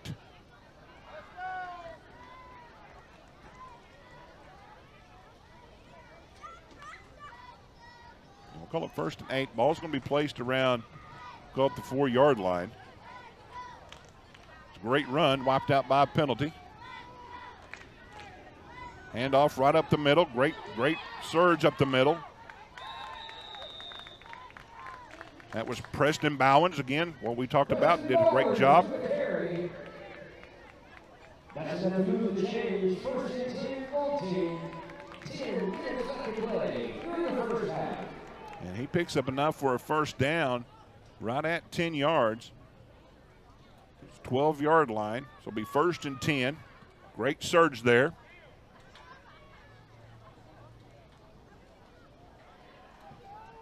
Looked like Z White on the stop. There's another run.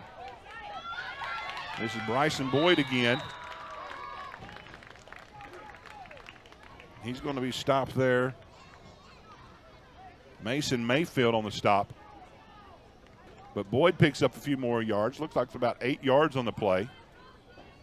We'll call it 9, 2nd down and 1. Great movement on that line up front. 2nd and 1 for the goal team. Gold team having some momentum here on their first possession of this ball game. 9 minutes left to play in the first half. 2 20-minute halves, continuous clock.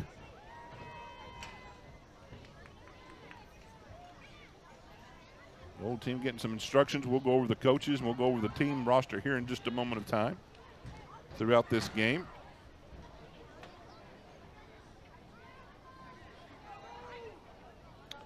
Sawyer Reed, quarterback for the Gold team. Almost like a wishbone formation for the Gold team. Have that up back and 2 tailbacks. This is Bowens, I believe, and he's coming around the right side. Makes the coach miss. 1 missed tackle there. There's another missed tackle. Bowens is off down the sideline. They got a few angles on him. Can they catch him? He's at the 20. He's at the 10. He's at the 5. And he gets in for the touchdown. That is a 79-yard touchdown for Preston Bowens. 79 yards, and we'll see that again here in just a moment of time, but a great run by Preston Bowens. Here's the replay. Once he finally had to get the coach out of the way. Coach caused a little bit of skirmish there. Makes one man miss. Great angle here by the cameras. And then he comes down the sideline. Then it's just a foot race. Thought maybe he was going to get caught right there. That was Elijah Thomas. Just barely missed him. But a 79-yard scamper for the score, and the Gold team takes an early 6-0 lead on their first possession of the ball game. They will now be lining up to go for 2 points.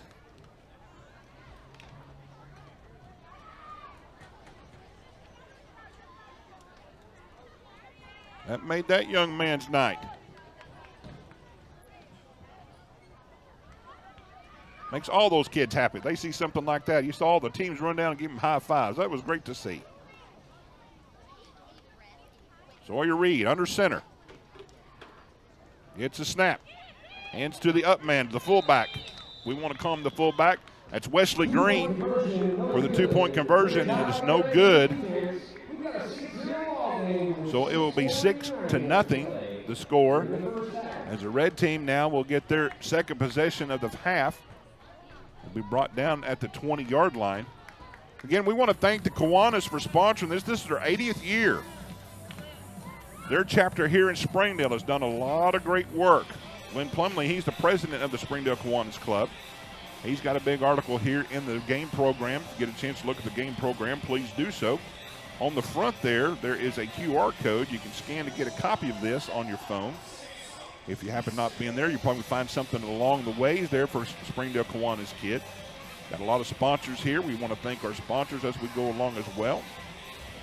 Great tradition here at Gerald Williams Bulldog Stadium. As I've read in the past, over about 500 participants have come through here. Great names, great people that we've grown up with. You don't realize the great tradition they have here. I mean, for the longest time, Springdale was one of the biggest powers in conference play, the biggest conferences. I know they've moved around from 4A, 5A, 6A, now 7A, but they were kind of the cream of the crop for the longest time. That's a tribute to Coach Gerald Williams and his staffs. Produce such great players, but it goes back to the parents, goes back to Kiwanis kids football. To get these kids excited about running the play. And most of the time, the junior highs, they ran a lot of the same plays the high school, so it gets an early start of the plays they ran for Springdale. Great tradition here. Now we've seen teams go to the spread, teams go to this pistol formation and spread it out, and kids at this age throwing the ball down the field. How times have changed. But still a great tradition. Going on their 73rd year for Kiwanis Football Day. Red team's picking it up back at the 20-yard line, second possession. There's the snap, and there's a handoff. He comes around the left side. This is Perez around left side, makes a couple men miss. And now he's off to the races. He's got some people chasing him. He's down to the 50, gone down the sideline. He's being chased by Reed. Reed looks like he may catch him. Oh, and he misses him. And this is going to be an 80-yard touchdown. What a great play there by Aldo Perez. 80 yards on the touchdown. And just like that, we've got a brand new ball game. In the backfield, looked like a little bit of confusion in the backfield. Here's the replay. Look at this. Once he gets around to the left side, it's off to the races. We see here Sawyer Reed almost picks him up. Looks like he's going to grab him here. And as he reached for him, he just swooped by him. And I think Perez maybe gave him a little stiff arm there. And Perez goes in for 80 yards for the red team score. We've got a tie ball game with 3:34 left to play. That's what you'd like to see. You'd like to see the kids come back if they're down a little. Like I said, both of these teams last night were shut out. Now we're seeing them run their plays and score. And this is what you'd like to see. Maybe not the best of nights last night, but they're playing real hard tonight, and they've got a tie ball game as of right now, and they're lining up for the 2-point conversion. 3:09 left to play here in the first half. Back and forth we go. Gold team, they're going to get their possession, second possession here, after this 2-point conversion attempt. Getting instructions from the coaches again. Now they've got a big old boy in the backfield. That's Riggs Christmas. Riggs Christmas lining up in the backfield. He looks like he could truck over a few people. Quarterback once again for, and 2-point conversion is going to be no good. So we've got a tie score, 6-6. That's what you like to see here in these ball games. Good tie score, good football game. Good football game. We've got a little over 2 minutes, 2:14 left to play. They're going to rush the gold team up now. See if they can get some more scores here. Coach is urging them to hurry up. Again, running clock, no stoppage. I think some of these kids may run off to grab a drink of water. Clock still moving. Actually, they've got a timeout. Under 2 minutes. They've told me they can't do timeout after 2 minutes. They'll stop the clock. but they're going to get the kids lined up. There's going to be a quick pass out to the right side. It is complete, and he's off to the races and making one man shake and bake. That's going to be Waylon Green. That's going to be a 33-yard pickup pass from Reed to Green. Kind of caught the red team not in position there. Now we've got a timeout. Looks like the gold team's going to take their timeout of the half with 1:30 left. They've got the clock still running. They're trying to get them to reset the clock. So we'll hang on right here since we've got a timeout. 1:29 left to play is what they officially got on the clock. Gold team on a big pickup there of 33 yards. Ball's going to be placed right at the 48-yard line of the red team. Again, the red team, after they scored, some of them went off the field. Looked like maybe to take a drink of water or change their helmet out just a little bit, wipe some sweat off, and as they come out, they did not get lined up. And as soon as they snapped the ball, Sawyer Reed hit Waylon Green, and Green was off to the races down the sideline. Made one man miss. He was tackled there at the 48-yard line. So a great recovery there by the red team. But a big pickup. So now the gold team has used their timeout. There's no more timeouts for the gold. 1:29 left to play.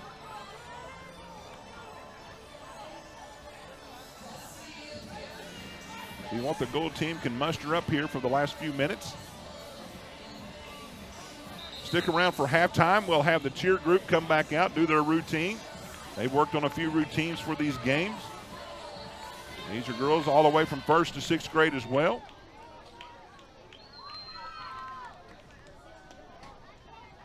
See some of them down there, they're holding each other up. They're doing some flips, doing some cheers. They put in just as much effort as these guys do.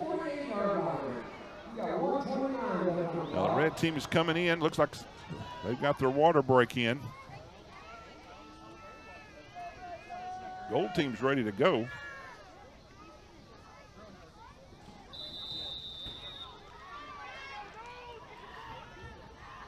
They're getting lined up. There's going to be a pass. The same pass that we just saw just a few minutes ago. This one not as far, but this is Waylon Green again. Sawyer Reed finds a little hole there. And Green able to go down to around the 40, we'll call it the 43-yard line. So we'll pick up we'll call it 5, 2nd down 5. Stays in bounds, clock still moves, so they'll hurry up here. They're finding something here on this side with Waylon Green. That's the last two passes. Now it's going to be a handoff, and this is Bryson Boyd coming around right side. He's running to a bunch of people there. And we see here Camden Williams on the stop. Now we've got a guy, red member down. And he's getting picked up here. Mason Mayfield was down for a little bit. Now we've got another. I'm not sure about the timeout. Don't know if they had a water break the first time, but this is a timeout. Looked like officially by the gold team. Not sure if I saw that they were doing the water break, but I did see them point to the gold team, so they do have a timeout. They're using it now. So now they have no timeouts left. This will be the one they've used for the half. Ball's going to be placed at the 41-yard line. It's going to be 3rd down. They're getting their instructions for the last 39 seconds of the half. Again, this will have to be quick. Sawyer Reed getting his team up to the line of scrimmage. Under center. He drops back to pass. He's going to throw it again downfield. That time it was over the outstretched hands of Waylon Green. That time it wasn't just straight down the line. Green went down the field just a little bit and overthrew him.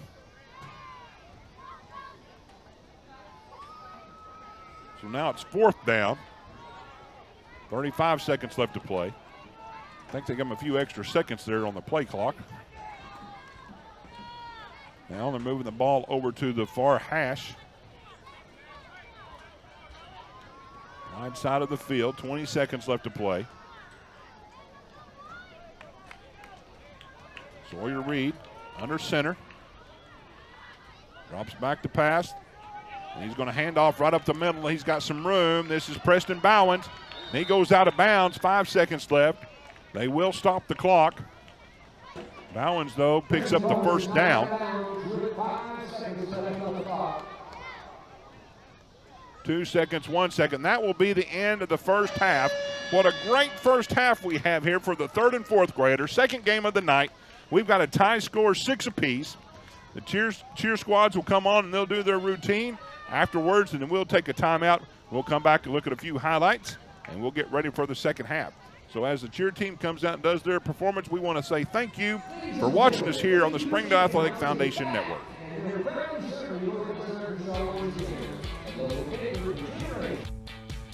Goodbye, paperwork. Hello, convenience. Farewell, waiting. Hello, personal service.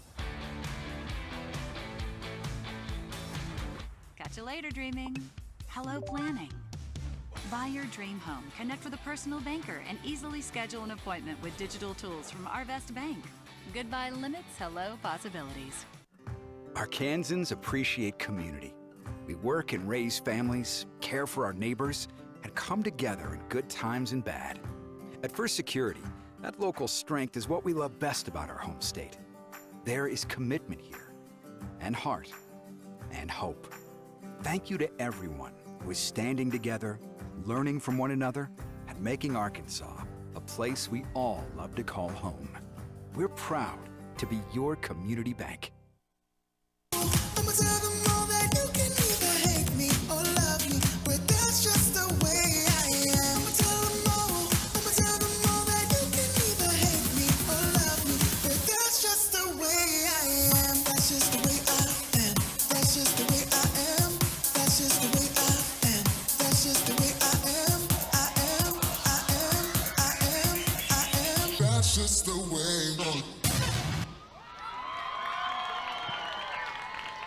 Amazing job, cool kids.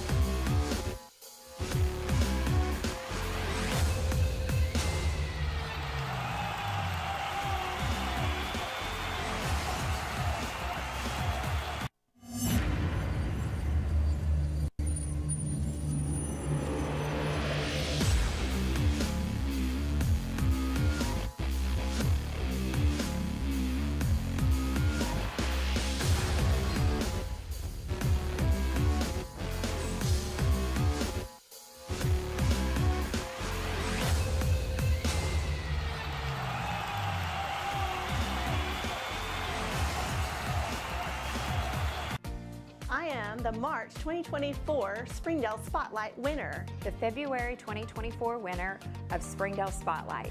I was the winner of the May 2024 Springdale Spotlight. I'm the Springdale Spotlight winner of summer 2024. Use the hashtag Springdale Family when posting about the great things happening in our school. You could win a prize pack just like this.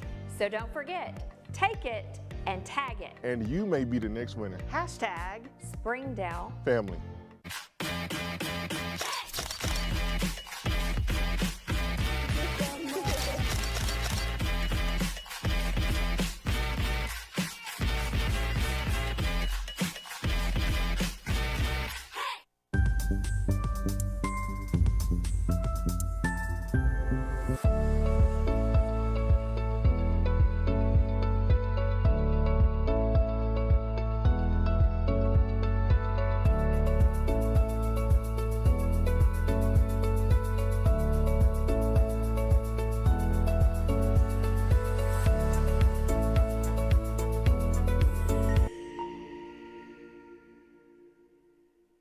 During the Great Depression, nothing came easy. But with just 5 cents, an old truck, and a load of hay, John Tyson and his family found a way to deliver quality chicken to other hardworking people. Today, Tyson continues to find new ways to help put a chicken in every pot. Because people deserve farm-raised chicken of the highest quality. At Tyson, we remain committed to this simple promise: to always keep it real, to always keep it Tyson.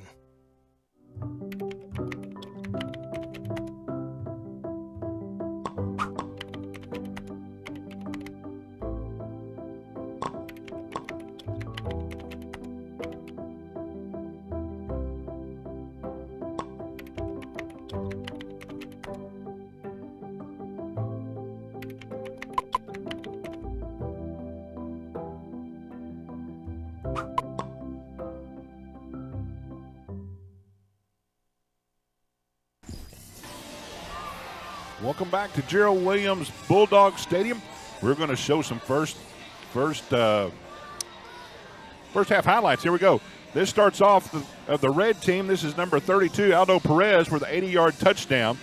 Here's a big run here by number 35. That's Preston Bowers. He had one for 79 yards. Those are two big scores that we have here for the red and the gold teams, both long touchdown runs. Almost caught there. And then this is the big pass play. Aldo Perez once again. We've got a 6-6 score as we get ready for second half action. Again, these kids playing their hearts out tonight on a warm evening here in Springdale. The 73rd annual Kiwanis Kids Day football program put on by the Kiwanis here in Springdale. 80 years they've been in service for Springdale and their community. They do a fantastic job with their civic organizations here. Cheerleaders performed at the halftime. If you want to see a list of the teams, pictures, names, along with the cheerleaders, get you a program. Go out and find you a program. Probably download it off of their website. And we're ready for the second half. Gold team is going to take over the first series here in the second half. And we've got a run right around the right side. And kind of a congestion there around the right side.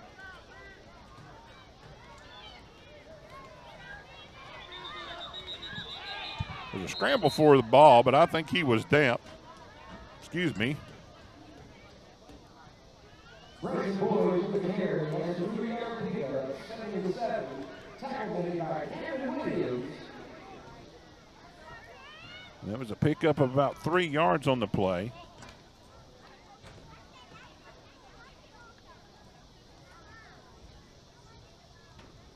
Brings up second down and 7. Ball's placed at the 23-yard line. You can see a little more faster pace than we saw last night. A lot of it was lining up, getting things ready. Again, the linemen line up on the ball. They're ready to go.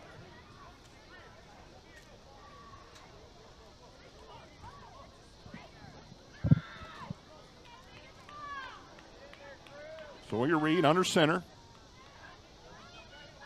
Takes a snap. This is Bowers, makes one man, spins around. He's brought down. And that's going to be Crew Johnson on the stop. Bryson Boyd on the, not Bryson Boyd, that was Preston Bowens on the carry. Going to be a little bit short of the first down mark. 3rd down and 2. Ball's placed at the 28-yard line. Good back and forth we see here with these two teams in the first half. Two big long runs and catches for the two scores.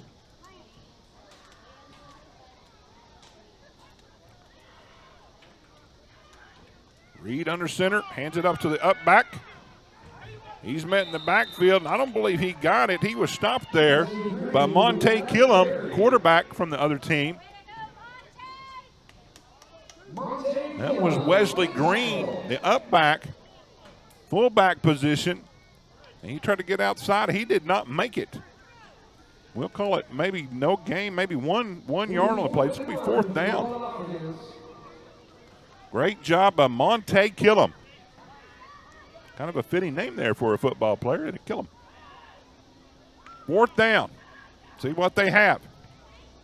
Fumble on the play. That ball's going to roll around. It's picked up by the Gold team. That's going to be Boyd falls on it, but regardless, that's going to be a turnover on down. So great job by the Red defense. They're going to get their first crack of offense here inside the 30-yard line, right at the 29. So it's going to be 1st and 10 for the Red team. Gold team had a little bit of a hold there, fumbled the ball. They were able to actually jump back on it, but they were short of the 1st down, so it will be a turnover on downs. 16:35 left to play here in this ball game. Maybe some of you wanting to know the basketball score. The Hogs are down in the Bahamas playing the Bahama national team. At last I saw at halftime, they were up 50-19. So they're taking care of business down in the Bahamas, having a good time as well. If you're watching it on television, you paid the subscription to watch it, good for you. We just tried to pass along the score.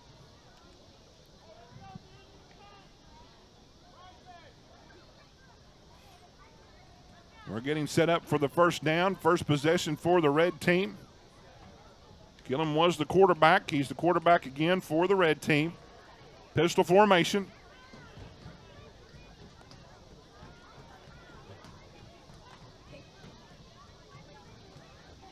Now they've got a man in motion. Gillum's going to take it around right side. Got a little bit of room, makes a man miss. Now he's brought down by Rowan Smith. Gillum takes the ball. Looks like they probably had set up for a jet sweep.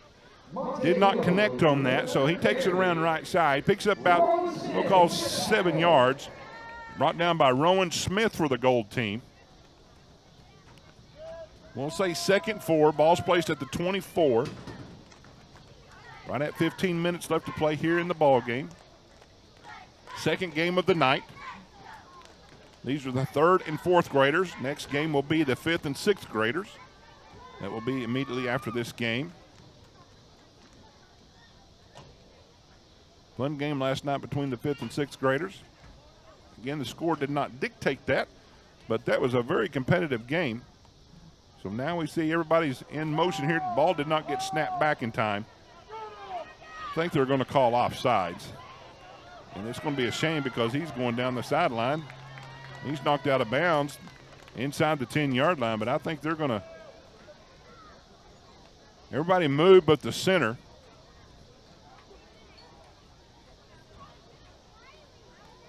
So they're going to mark them back, call it false start.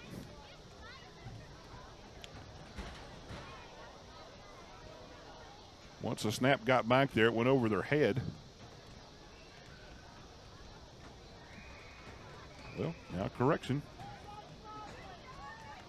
They're going to mark him down. Mark him down at the 11-yard line.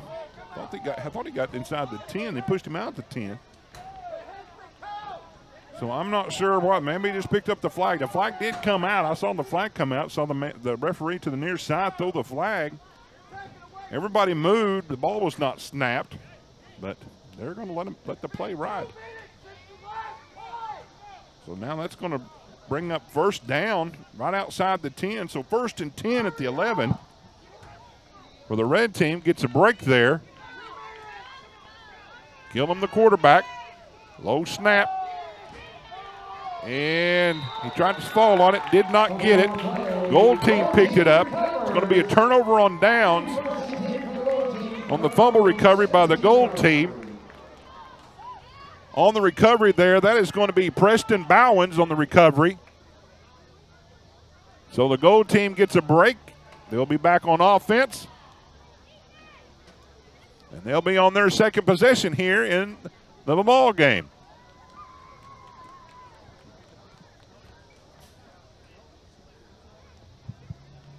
Started off a promising drive there for the Red team. Looked like they got a break there with the, looked like offside penalty. And then the bad snap, and the Gold team fell on it. Bowens fell on the ball, and now the Gold has another opportunity. Their second possession. The ball's going to be placed at the 17-yard line. 1st and 10. Gold team's moving left to right on your television screen this half. Reed hands it off in the backfield, and boy, there's a big, and he kind of lets him go. Did they blew the whistle? That's a great job there by the defensive tackle there. Riggs Christmas met him in the backfield, stopped him in the backfield, about a 4-yard loss. I saw him get out of the tackle, but the whistle must have blown. I thought maybe he was going to take off on the play. So it's going to be 2nd down. We'll call it 2nd down 14. They brought it back to the 12-yard line. We'll call it 2nd down 15, 1 yard back. It's a loss of 5 yards on the play. Sawyer Reed, the quarterback for the Gold team, gets under center. Again, almost looks like a wishbone formation. This time this is Bowens again, gets around right side, makes a man miss, cuts inside. Now he's going down the sideline. They've got him for just a moment of time, and they bring him down. That's a great tackle there by hanging on to him. That was Crew Johnson. What we see there once again, that was Preston Bowens. And he picks up about 11 yards on the play, so it's going to be 3rd down, a critical 3rd down here, 3rd and 4, picks up 11. Ball's placed at the 23-yard line. So it's a great job there by the Gold team. As you learn growing up, they always tell you to hold your containment, Sometimes these kids will give a little juke, and they bite on that little juke, and then the other team's got plenty of room to run outside. So we saw that there with Bowens, able to get him to go inside. Now here's a handoff right up the middle. That's going to be Wesley Green. He takes it up the middle, and they're saying he got the 1st down. Great read there by the quarterback, just hands it off straight up the middle. That's power football right there. That's what we're used to seeing in Springdale, right, many years ago. That old fullback right up the middle. Power play. 27-yard line, 1st and 10. 9:53 left to play in the ball game. This is their second possession. It's going to be handoff to Bowens again. He's got some room on the left side, finds a little seam. He's off to the races, cuts back into the middle of the field, cuts back another. He's got some more room. Got some people chasing him. And now here comes the rest of the team, and they finally corral him down around the 31-yard line. Great run there by Preston Bowens. Let's look at that again. Gets around. Now watch the cutback here. He's on the left side. Makes one little cut here, going down the seam. Makes another cut, gets back to the middle field. Then he kind of runs into a few people here, and he's brought down. But a great run by Preston Bowens.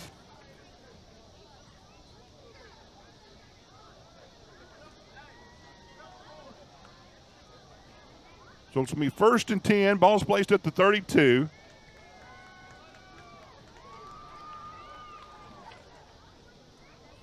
I'll say he picked up about 40 yards on the play. That's a good little run. Thought maybe for a moment he was going to be gone, but he was caught. Handoff up the middle. This is Wesley Green. Right up the middle for about 3 yards, 2 yards. 2nd down.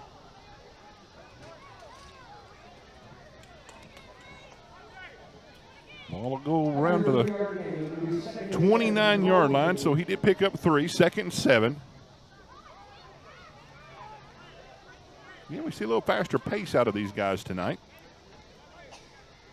Got some of the alignments corrected. Both sides of the ball. There's going to be a handoff coming around right side. Whoa, once again, what a great stop there. That's Riggs Christmas. On the carry there was Bryson Boyd. We see a penalty flag. Don't know if they're going to call a horse collar on this. We'll see what the call is. Horse collar. Looks like they're going to call a horse collar. Grabbed him around the shoulder pads. So that's going to be a mark off against the red team. Big break for the Gold.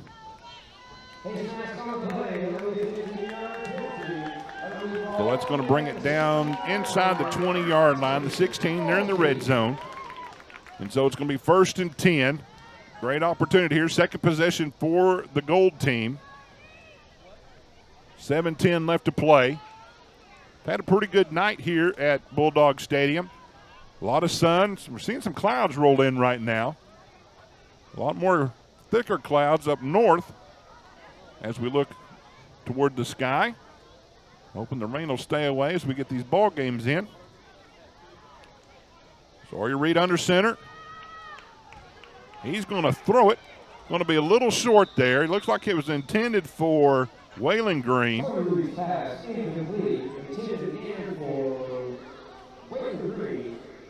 Falls incomplete.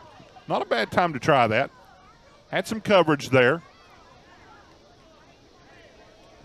Why not take a shot there? They've been running the ball well, so they took a little shot there. 2nd down and 10. 6:19 left to play. 73rd annual Kiwanis Kids Day football here at Gerald Williams Bulldog Stadium. Great tradition here. The Kiwanis has put this on for so many years. Over 500 participants have come through this program. I think they said at one time they've had over 500 participants. Gold team comes to the line of scrimmage. Once again, looks like the wishbone formation. And there's going to be a fake. This is going to be Sawyer Reed. He's going to have the quarterback keep. Cuts back up the middle. He's brought down.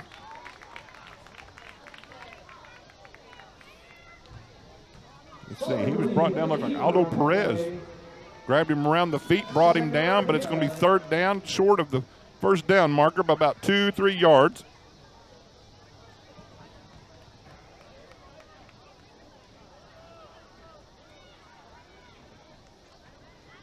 Looking to put another score on the board.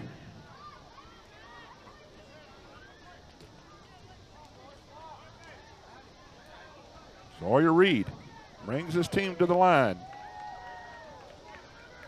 Oh, and there was a blitz up the middle. Ball's down on the ground. It's going to be picked up. That's a great reaction there by Preston Bowens. We'll see what the flag is. I don't know if they jumped off sides. We'll see what they're going to call here. A great reaction by the red team. They may have jumped it. The ball came out. Preston Bowens picked it up. Started around the left side, was brought down. We'll see what they do here. Boy, he just brought it in. It was a fumble on the play. There we see he gets turned back inside. I think they did call him offsides. He jumped the gun just a little bit there on the snap count. It was a great reaction, but he's just a little bit early. So now it is going to be at the 5. So this will be 1st and goal. They get the 1st down. He comes around right side. Boyd has it in for the touchdown. Bangs off one man, and we've got a touchdown for the Gold team. That is Bryson Boyd for the 9-yard scamper, the 5-yard scamper and the touchdown. 5 yards out for Bryson Boyd for the touchdown, and they lead 12-6. Watch this again. Comes around. Watch this tackle right here at the goal line. Boom, right there at the goal line. Great time there for Contavious Powers. Tried to take him off. Boyd just ran him over for the touchdown, and they've got the 12-6 lead.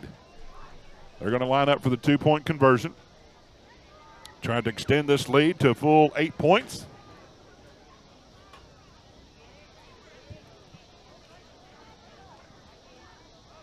I don't know what you're doing on a Friday night. We got a great game here on Friday night inside Gerald Williams Bulldog Stadium. They're lining up for the 2-point conversion. Sawyer Reed takes the quarterback keep around right side, gets in for the 2 points, and that is going to be 14-6. The Gold leads the Red. We've got 2:48 left to play here in the ball game. The Red team's going to have a shot here at the 20-yard line, and we are so appreciative of the Kiwanis for being here today and sponsoring this. They've done this for 73 years. They've been around Springdale for 80 years, and we're so glad to have Glenn Plumley here. He's the president of the Kiwanis chapter here in Springdale. Glenn, want to say thank you for coming and tell us a little bit about the program this year. Yes, sir. Thank you for being here. This started in 1953. This is our 73rd year to do that. I have been involved with it since 1982. So this is my 44th year. I've seen this thing from the height of it to where we are today. As you look back over the years, and I know you've seen a lot of people come through, talent, and come through the high school ranks of some of the people that started here. What's some of your fondest memories that you remember about these games? Back several years ago, we were the only game in town. The 4 other leagues started coming in here for the junior, first, second, third, fourth, fifth, and sixth grade. The Springdale Youth Center always had 6th and 7th grade football, but we were the only ones in the area, excuse me, who had this youth program, and it gave it kids opportunity to come in here and play for 3 weeks, get a little experience with it. The big thing that we do, we have never changed it, is we do not charge a registration fee whatsoever for these kids. We also supply them with their shirts, and we partner with the youth center for the football shoulder pads and the helmets. So it's been a great experience for not only us but also for them, because with us being able to do this free, it's given a lot of kids an opportunity to play that otherwise would not have that opportunity to do so. And over these years, you've probably seen a lot of excitement build through this program, and the Kiwanis putting this on. And do you see this continuing on with a lot of excitement? Do you see any waning of excitement on this Kiwanis Kids Day football? I think it has, with the other opportunities some of these kids have. We don't have the participation that we did, I'm going to say, 7 or 8 years ago. Mm-hmm. We have seen a little decline in it, but for the most part, with our sponsors and everything, we're able to put on a really good program for the kids. Yeah, and that's just to let everybody know, take your time to support the local Kiwanis, get out and help them out for this very reason, to get the kids excited to come play some football. And Glenn, tell us a little bit maybe what the Kiwanis is doing inside of Springdale besides just the football. Yeah, I will tell you, I graduated Springdale in 1971. I played for Gerald Williams for 3 years, and he always loved this program. Because back then he said this gave the kids an opportunity to get a taste of football, and he always talked about Kids Day whenever you become a sophomore. Playing for him, he would always have everybody raise their hand how many had played Kids Day, and about 90% of the kids did that. So he always had an affection for this program as well. But this is our major fundraiser that we do, and we are able to do a lot of things with the Springdale school system. We have terrific kids in the elementary schools. We have key clubs in high school. We do reading as fundamental for every kindergartner in the Springdale school system. And we also offer scholarships for graduating seniors in both Springdale Harbor and Don Tyson School of Innovation, and also the Alternative Learning Center that we also have here as well. Right. Great opportunities again for what the Kiwanis does inside the Springdale School District, and we want everybody to get involved. And Lynn, do you see anything on the horizon that the Kiwanis may be doing to let people know about, besides just what we see currently in the schools? Anything coming down the pike? Well, I believe after this we take a break for a while from this, but whenever school starts here in a couple of weeks, we start hitting the elementary schools, the kindergartners pretty hard.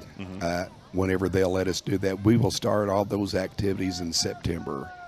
And because we have a great partnership, the Springdale school system here. Yes, you do. And we do contribute. A lot of these funds goes right back. It stays in Springdale for sure. Absolutely. And Glenn, I tell you what, it's a great pleasure to get to visit with you on behalf of everybody that helps supports us. We thank the Kiwanis for doing this. I actually was in a chapter in Lowell for a little while, so I'm familiar with the Kiwanis. But I knew a lot of people that were members of the Springdale Kiwanis, and growing up here in Springdale as well. Went to school here. I graduated in '88, so I do know a lot of people in the Kiwanis Club here in Springdale, and it's been a great program that I can remember. I remember Key Club in high school, so there's a lot of great things that the Kiwanis helps put on to sponsor inside the schools. And Glenn, we want to thank you. Is there anything you'd like to say, anything before we let you go about Kiwanis? I would like to also say we have seen players come through here that goes to high school, become all-state, all-Americans through here, and have gone on to college, got great scholarships around the country, and also have played in the NFL. Yes. We have about 7 or 8 players that played in this league that made it to the big league. Absolutely. Really proud of them. Star-studded then, got star-studs now. That's we never know what's exactly going right. to take we got place. some upcoming guys in this league for sure. So we want to say, parents, get them involved with the Kiwanis kids football. Like I said, 2 weeks of practice usually, and it accumulates here at Gerald Williams Football Stadium for 3 days, and they have a great job and a great time. So, but Glenn, want to say thank you so much for your willingness to help out and being the president of this chapter for this year. And if there's anything anybody can help do, please reach out to Glenn and the Kiwanis, and I'm sure they will appreciate your support. So, Glenn Plumley, thank you very much for being with us today. You bet. I will let you know, too, we do meet on Thursdays Okay. at Spring Meadows at 1800 Carly Road from noon to about 1 o'clock. And we do have lunch. And if anybody would like to, go to our website, which is springdalearkiwanis.com. And there's an application out there if you'd like to join. We would love to have them, for sure. Yeah, one thing before you go, I know I was talking a little bit about the program. Can they go to a website to download any of this? I know they've got a QR code, but I didn't know exactly. Yeah, the QR code will download the digital program Version for okay. them. Can they go on the website to download it? Yes. Okay, perfect. It's on the website and also on our Facebook page for Kiwanis Kids Day Football. Perfect. Okay. Well, they finished up the game here for the red and the gold. It looks like the gold team has took the victory 14-6. Glenn, once again, thank you so much. Continued success for the Kiwanis Day football, and please have a chance to get out and help support them in this endeavor. Glenn, thank you very much. Thank you so much. Appreciate it. You bet. Thank you. So that was the end of the ball game, and the gold team wins again 14-6. We'll take a quick break. The third game coming up is the 5th and 6th graders. We're excited to see the finale here for Friday night, so stick around with us. We'll take a quick break, and we'll be right back for some exciting football. Thank you.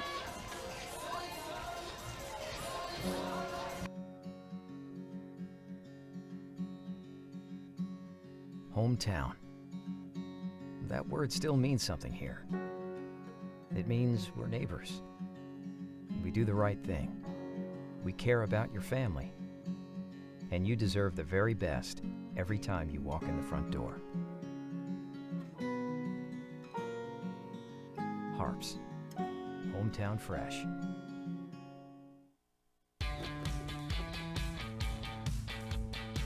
Goodbye, guessing. Hello, confidence. So long, stress. Hello, security. Farewell, running to the bank. Hello, banking from anywhere.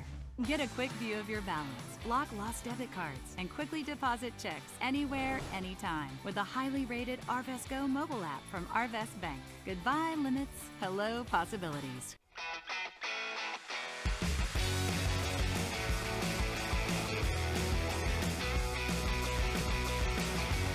Advanced Manufacturing needs you. For every 4 jobs, there's 1 applicant. Let business industry training take you to the next level. Either as a startup or as an incumbent worker, BIT has your menu. I came to BIT to advance my skills in the electrical control field. If you want to better yourself, you need to come to business industry training.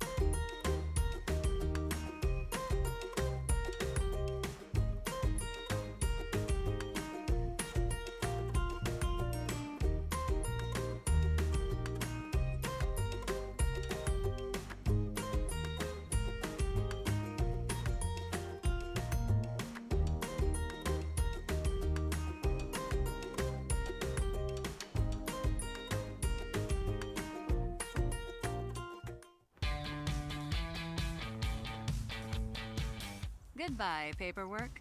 Hello, convenience. Farewell waiting. Hello, personal service. Catch you later, dreaming. Hello, planning. Buy your dream home, connect with a personal banker, and easily schedule an appointment with digital tools from Arvest Bank. Goodbye limits, hello possibilities. Arkansans appreciate community. We work and raise families, care for our neighbors, and come together in good times and bad. At First Security, that local strength is what we love best about our home state. There is commitment here, and heart, and hope. Thank you to everyone who is standing together, learning from one another, and making Arkansas a place we all love to call home.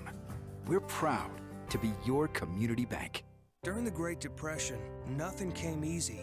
But with just 5 cents, an old truck, and a load of hay, John Tyson and his family found a way to deliver quality chicken to other hardworking people. Today, Tyson continues to find new ways to help put a chicken in every pot. Because people deserve farm-raised chicken of the highest quality. At Tyson, we remain committed to this simple promise: to always keep it real, to always keep it Tyson. My name is Adobe, and this is my Chick-fil-A success story. When I started as a team member, I was pretty shy and struggled with my confidence. And now, that same shy person, she owns her own Chick-fil-A restaurant.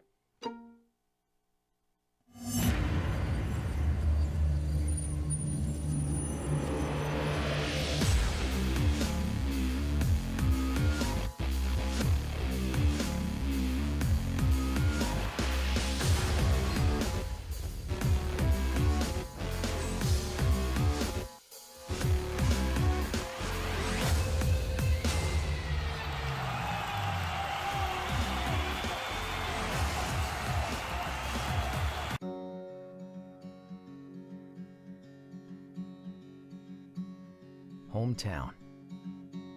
That word still means something here. It means we're neighbors. We do the right thing. We care about your family. And you deserve the very best every time you walk in the front door. Harps. Hometown Fresh.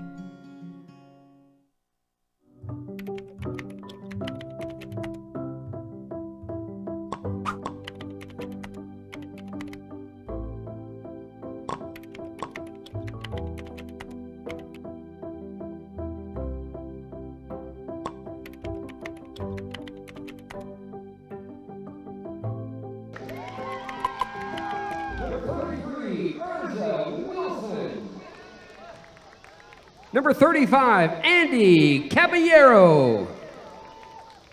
Number 44, Cage Fawcett. Number 50, Hunter Bozeman. Number 55, Witten Spencer.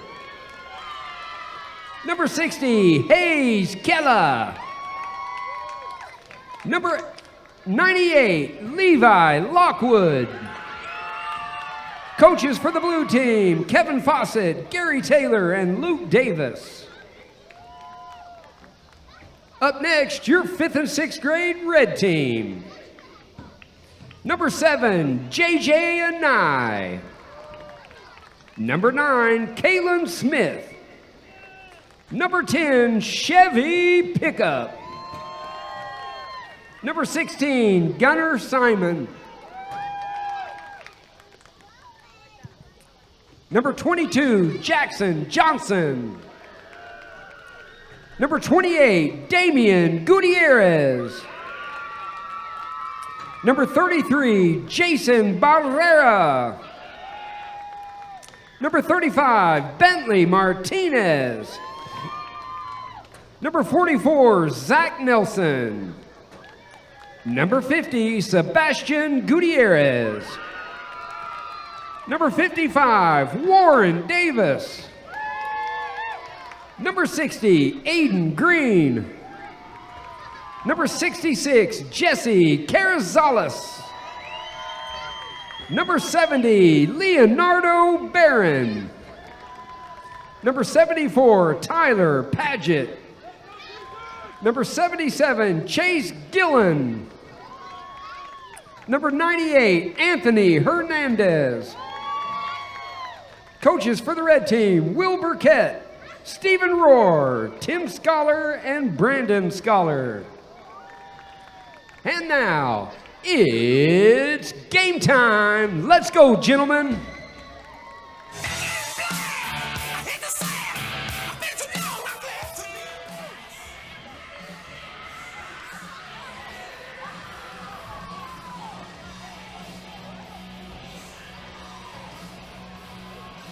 Welcome back inside Gerald Williams Bulldog Stadium for the last game of the night. These will be the 5th and 6th graders. It'll be the red team against the blue team. Jared Park has introduced them over the PA system. Again, we will try to do our best. I think we failed to mention some names last game, and I do apologize. But I want to say thank you to Glenn Plumley. He's the president of this chapter of Springdale Kiwanis. He came up and visited with us, interviewed him. Got a lot of exciting things going on inside the school districts, a lot of programs to keep the kids involved, and we're so thankful for the Springdale Kiwanis putting this on. The 73rd year they're doing this. 80 years they've been in this chapter in Springdale and doing a great thing here in this community. But this will be the last game of the night, 20-minute quarters. Blue team did not play last night, so this will be their first game. This will be the Reds' game or second game of the ball game. They lost last night 44-8 to the white team, but let me say the red team played a pretty good ball game. Red team played a pretty good ball game. They jumped out, and actually the score was tied 8-8. And then the white team scored a few touchdowns. And I'll tell you one thing that we watched last night was Jesse Carrizales, the big running back, and he had a couple of fumbles that cost him some points, but watch him tonight at the red team. But this will be the first possession for the blue team, and they're going to pass first thing. Overthrows him, and that was intended for, we'll get this here, look like Hudson Fugate. Ball's incomplete. So it's going to bring 2nd down and 10 for the blue. Up on the ball in a hurry. A little more fast-paced here for the 5th and 6th graders. Have a little more knowledge of the team, of the game. There's going to be a handoff up the middle. He's going to be stopped in the backfield. Great job initially there. Anthony Hernandez finished him off. But that's going to be Cage Fawcett on the carry. Stopped in the backfield, loss of 2 yards. 3rd down and 12, pardon me.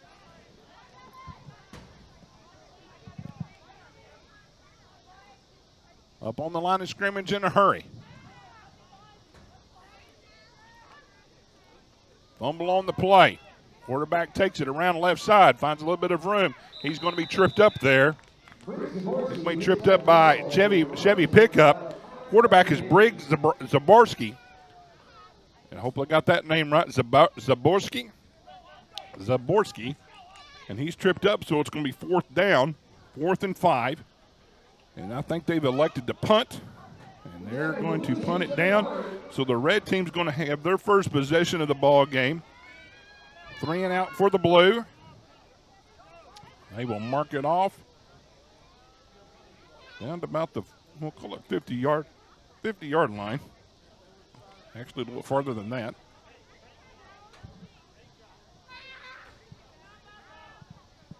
They're going to say 41-yard line. So there's the punt. It will be for the red team, their first possession. Chevy Pickup will be the quarterback for the red team. We watched him last night. And one thing we saw last night, boy, he hit a dime last night on a pass play down around to the 5-yard line. It's a 45-yard completion. And that was to Callan Smith last night. And it was a great play. Excuse me, that's not, I think that's who it was. But great pass down to Callan Smith last night.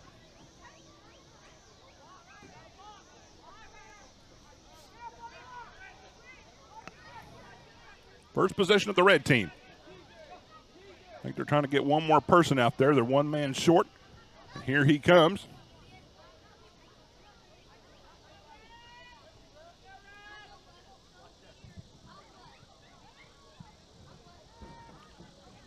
And here we go. Got a bad snap in the backfield.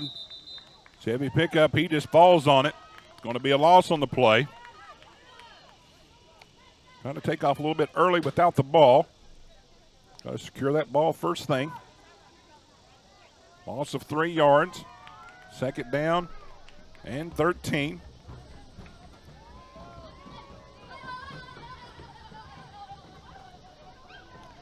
This time he goes under center, not in the shotgun snap.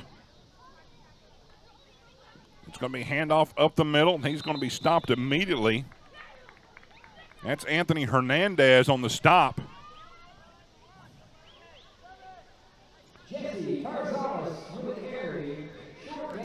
On the carry. We talked about him last night. Jesse Carrizales. That was Levi Lockwood on the stop.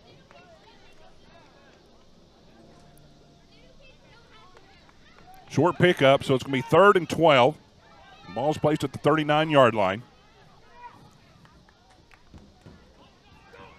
This time pickup comes around left side. He'll cut back in. He's going to be swarm under there by the defense. Stopped there by Briggs Zaborski. Back to the original line of scrimmage, so it's going to be 4th down. And we'll see what their decision is going to be for going forward, or they're going to punt.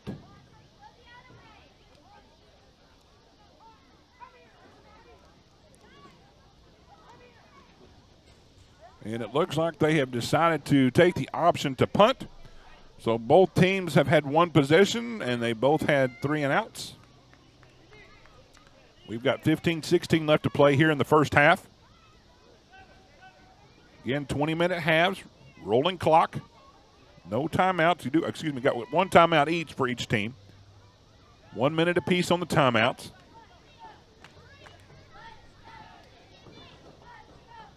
Under lights here at Gerald Williams Bulldog Stadium.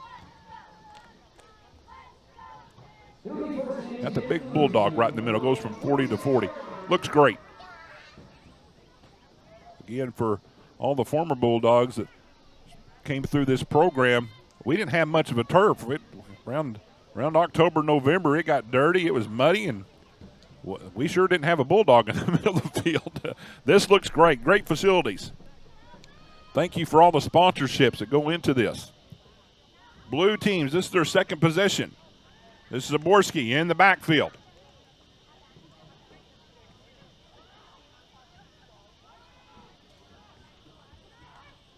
It's a snap coming around left side. He's met in the backfield. Going nowhere, and that was Jesse Carrizales, the big fullback. Plays there in the linebacker position, stopped him for a loss of another 2 yards, 3 yards. Great pursuit. One thing we'll say about Carrizales, he lines up in the backfield, but he's got some quick feet, very quick feet. When he runs the ball, he's able to kind of turn and burn a little bit. And he lines up on the line. He was not in the linebacker position, but he lines up on the line, able to shoot the gap. He was able to take the quarterback, Zaborski, down for a loss on the play. So it brings up 2nd down, 13. The ball's at the 23-yard line.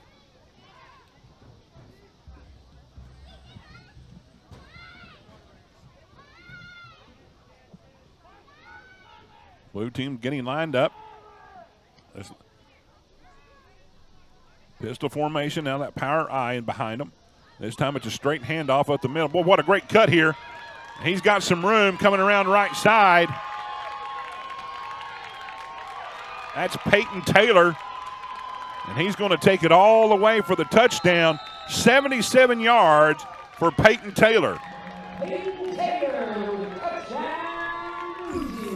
Watch this on the replay. As soon as he found that hole off right tackle, he's off to the race. Nobody's going to catch him. Look at him go all the way down, no within 10, 15 yards of him when it gets to the end zone.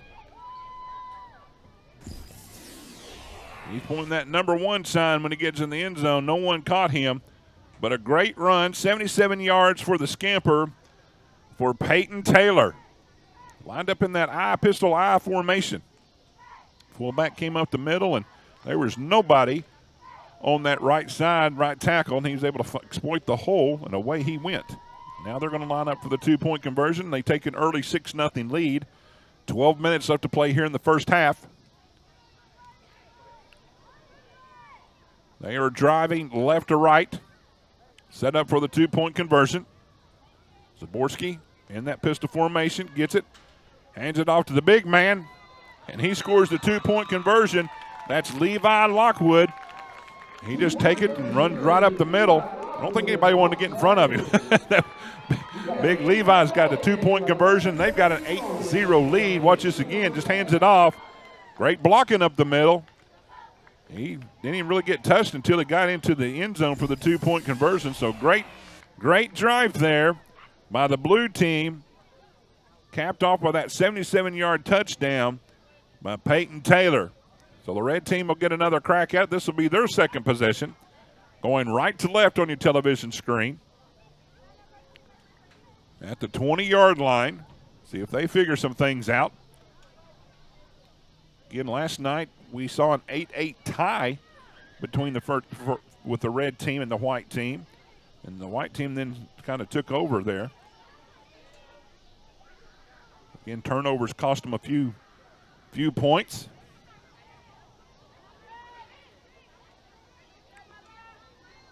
The red team lines up now for their next possession. Heavy pickup. Going to do a quick in around, little flip out there. Carrizales again on the carry. He just bulldozed people. That's a man with an attitude, isn't it? Man with an attitude. Boy, they take on. They hit on. He doesn't usually go backwards. That's second, no gain on the play. But they kind of had that jet sweep kind of fake handoff, and they pitched it over to Carrizales. Around right side. There was a collision there, and he fell forward and picked up no gain on the play initially. But a great recovery there by Carrizales. Second down and 10. 9:48 left to play in the first half. Pick up there's that jet sweep we were just talking about. They shot the gap, kind of slowed him down a little bit, and he went nowhere. That is going to be Jason Barrera on the jet sweep. And there's a timeout. Looks like on the red team with 9:24 left to play. So that's red team's first timeout. They did point toward the red team. So we'll take a timeout with them. We'll come back here in about 30 seconds. Thank you for watching the Springdale Athletic Foundation Network.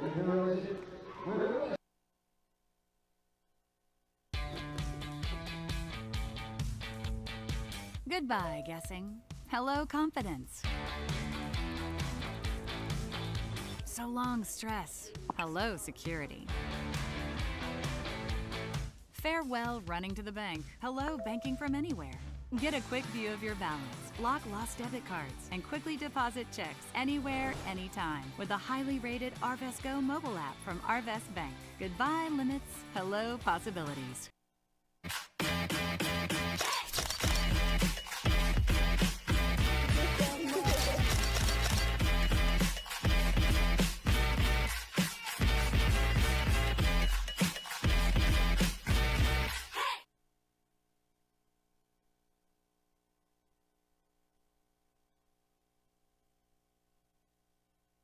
Last game of the night for the 73rd annual Kiwanis Kids Football Day.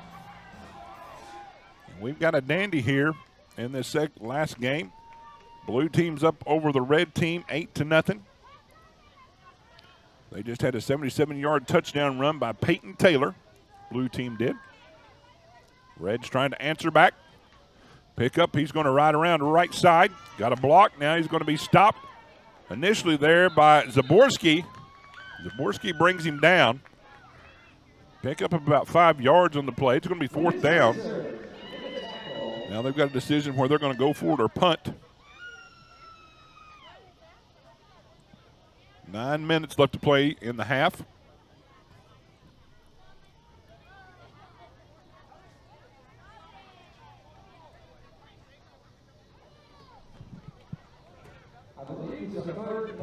Looks like they're going to huddle up and go for this. on 4th down.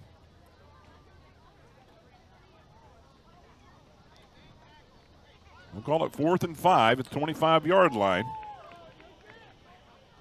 They do not make this. Blue team's got a short end of the field to work off of. Pickup gets it. Comes around left side.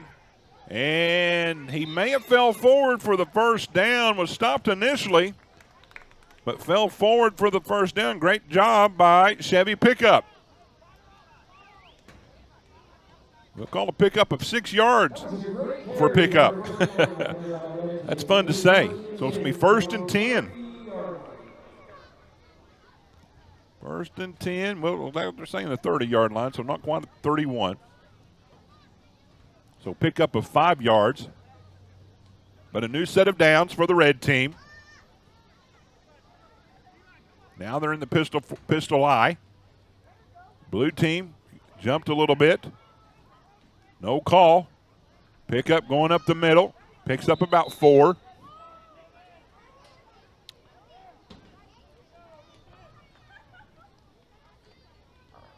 Went right between the guard and the tackle there, looked like.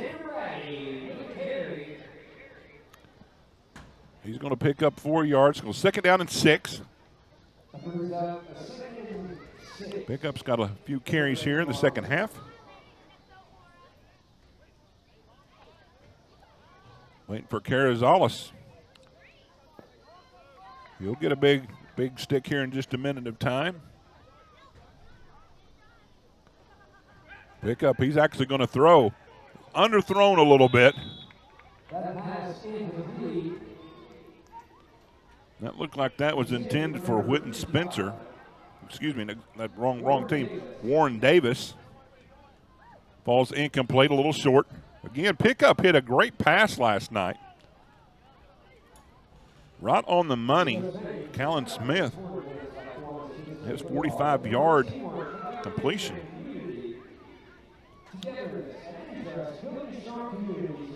Make a correction on that. It was Zach Nelson that made the catch last night. 45 yards is Zach Nelson. Pickup, hands it off. This is Carrizales. He just runs over people. Maybe he just did some pushing. May have been the up back on that one. Sometimes it's hard to see. They're bunched up quite a bit there in the backfield, so we'll do our best to differentiate who's got the ball here. Nevertheless, it's 4th down, 4th and 2. 5:40 left to play in the first half.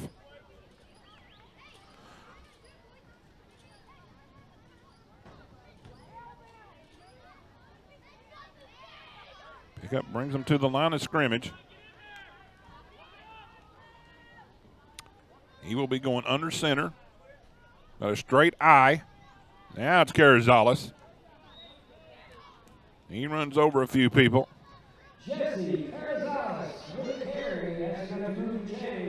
That'll be enough for the first down.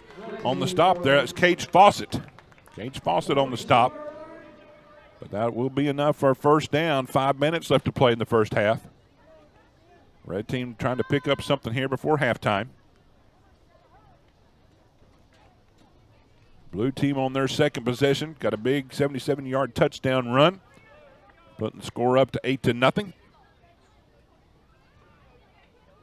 Here's that little, almost like little Woody play we saw earlier, and he's not going anywhere. They did not fool anybody. Zaborski had that one pinned right from the get-go. Saw him hunker down a little bit behind the line. I think they kind of sniffed that out as well. That was Warren Davis. They tried that last night, I believe. Did not work, but he was brought down around the 35-yard line.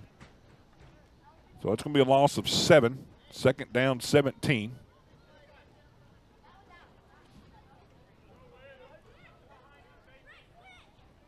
Pickup brings them to the line of scrimmage in that pistol formation now.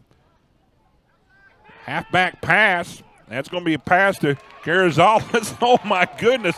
And he just ran over again. This man's a beast when he gets in the open field. But it's a great tackle there. A little trickeration there. Let's watch this again. It's halfback pass. Gunnar Simon takes the pass. What? Boom. Right over he went. And that was Hudson Fugate. Took the brunt of that blow. Down he went, but he held on. Learn quick not to get in front of him. You better start tackling him with the feet. What a run. We saw a couple of those last night from him. 2-point conversion. They met in the backfield, and he trucked in right for the 2-point conversion. So he's got some oomph behind him. Now Truck is finding some wiggle room. Going through. Now he's getting some push. And he's going to pick up about 9 yards on the play. Pickup with a great run.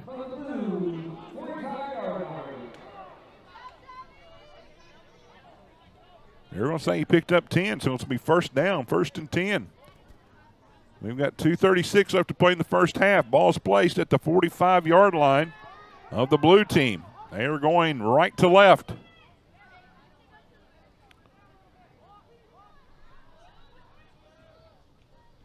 Pickup, looks to throw. This is what he ran last night.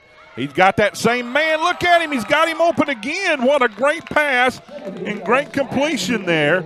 Chevy Pickup able to throw the ball right down the field.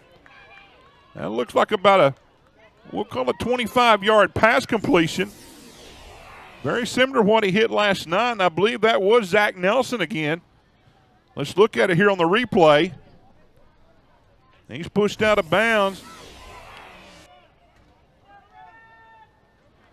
We'll call 47 yards. That was a little bit bigger play than last night.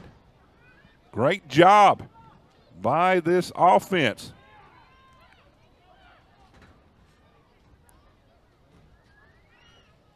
Now Pickup goes around left side. He's not going anywhere. That's a great stop there. That's Briggs Zaborski to make the stop after a great completion.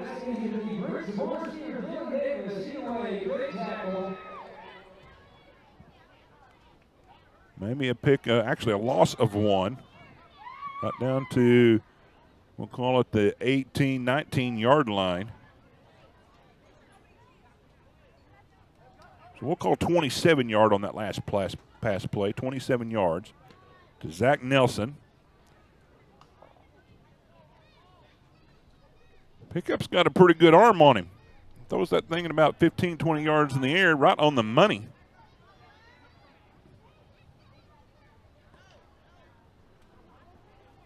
Nelson's lined up on that outside again. This time we got a little reverse going out right side. He's being chased. He's not going to get very far.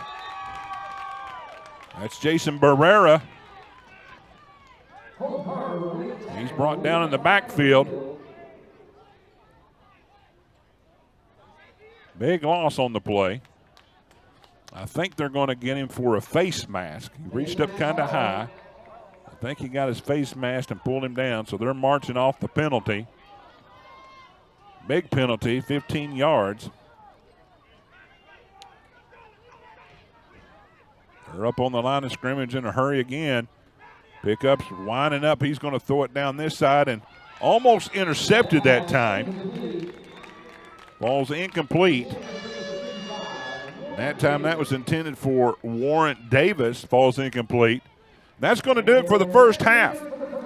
We've got a score of 8-0, blue over the red. We're going to take a quick timeout. Actually, we're going to have the cheerleaders come out. They're going to do their final cheer of the night. We'll stick around, and afterwards we're going to take a break, come back and show a few highlights, and we'll get ready for the second half. Thank you for watching the Springdale Athletic Foundation Network.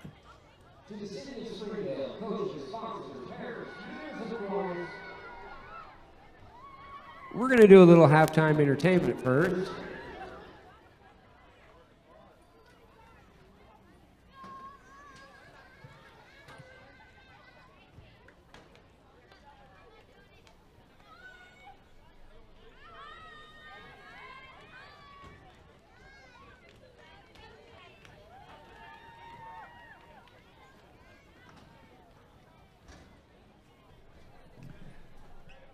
Please welcome to the field third in the nation Springdale Cheer, and the Springdale Cheer Clinic.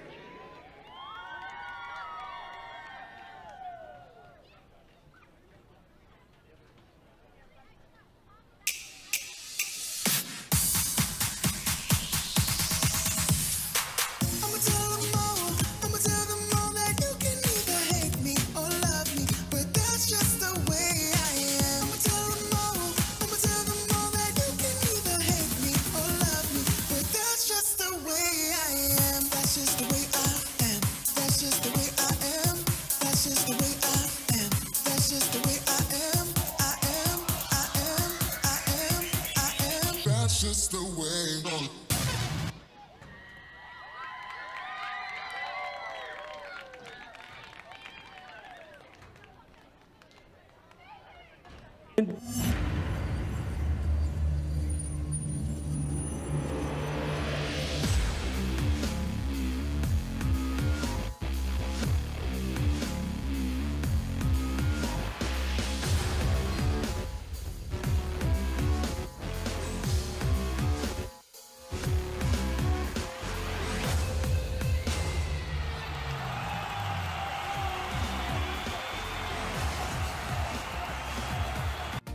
I am the March 2024 Springdale Spotlight winner. The February 2024 winner of Springdale Spotlight. I was the winner of the May 2024 Springdale Spotlight. I'm the Springdale Spotlight winner of summer 2024. Use the hashtag Springdale Family when posting about the great things happening in our school. You could win a prize pack just like this. So don't forget, take it and tag it. And you may be the next winner. Hashtag Springdale Family.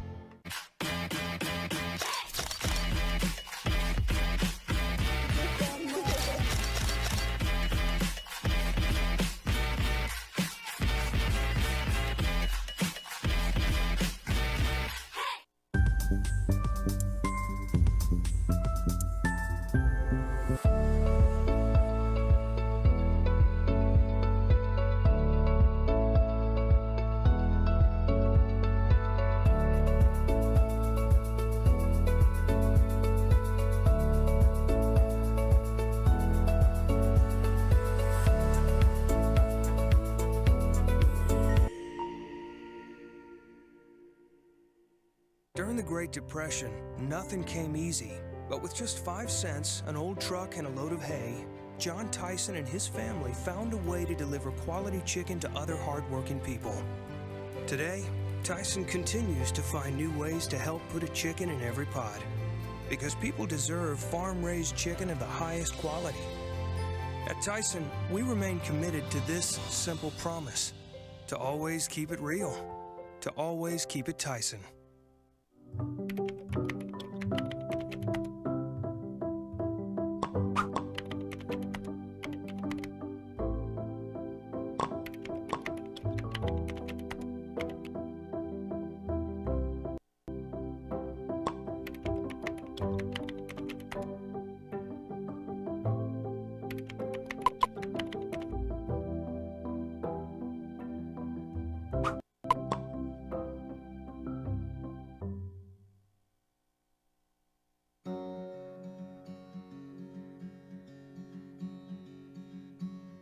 Hometown. That word still means something here. It means we're neighbors. We do the right thing. We care about your family. And you deserve the very best every time you walk in the front door. Harps.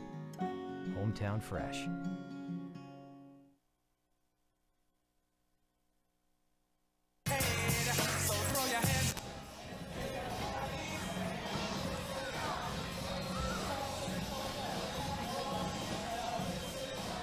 We are back at Gerald Williams Football Stadium as we're getting ready for the second half. We're going to show some highlights as we go through here, getting ready for the second half. Once again, we started off here with the blue team. He had a 77-yard run touchdown. This is Peyton Taylor. He had some ups and downs on his feet here, and away he went for the 77-yard touchdown to put the blue team up very quickly to 6-0. Here's the 2-point conversion. That's Levi Lockwood for the 2-point conversion. Now watch Calazares. Watch him just run over people. I love this young man. Hudson Fugate took the brunt of that. And then here's the big pass we saw in the first half again. It was the 27-yard completion from Chevy Pickup, or Chevy, call him Chevy, yeah, Chevy Pickup over to Zach Nelson for 27 yards. Half came up to him pretty quickly, so it's 8-0 lead we have right now. I want to give this quick shout-out once again. Lauren Danford, I met him this afternoon. We came up and talked, and great gentleman that helped run this Kiwanis Kids Day football, and he wrote a letter for everybody. I want to read that to everybody again. It says, to the City of Springdale, coaches, sponsors, parents, members of Kiwanis, announcers, and of the Springdale School District. On behalf of the Kiwanis Kids Day football, I want to express my heartfelt gratitude to each of you for your invaluable support during this year's program. It is because of your commitment and generosity that we're able to provide a safe, fun, and meaningful football experience for the youth in our community. To the City of Springdale, thank you for your continued dedication for supporting youth athletics. Your investment in our fields, facilities, and infrastructure creates a space where kids can grow, learn, and thrive. To our sponsors, thank you for your generosity and belief in what you do. Your support helps us keep the program accessible and impactful for all families and ensures our young athletes have the resources they need to succeed. To the parents and families, thank you for your trust and encouragement. Your investment and patience and presence in the stands means the world to these kids, and your support helps build the strong community spirit we are proud of. We'll finish this up here as the red team is taking the field for the second half. And right off the bat, we've got to run up the middle for a couple yards. Actually, about 5 yards. Good run to start the second half. As we continue on to the members of Kiwanis, thank you for your unwavering commitment to serving the children of Springdale. Your leadership and vision and what drives this program year after year. To the Springdale School District, thank you for your partnership and support, helping us reach and to serve so many young people. Your collaboration allows us to make a greater impact both on and off the fields in the lives of our students. Also, would like to give a very special thank you to Jared Park, who is the announcer, who has served this program faithfully for over 30 years, as both as a coach and as announcer for the Kiwanis Kids Day football. Your dedication and leadership have become a lasting part of this tradition, and we are truly grateful for your decades of service to our players, families, and community. Kiwanis Kids Day football continues to be a special tradition for our community because of each of you. Thank you for being part of the 73rd Annual Kids Day football and helping shape the future one young athlete at a time. That was Lauren Danford, the Kiwanis Kids Day director for this event tonight. And we're back underway here for the second half.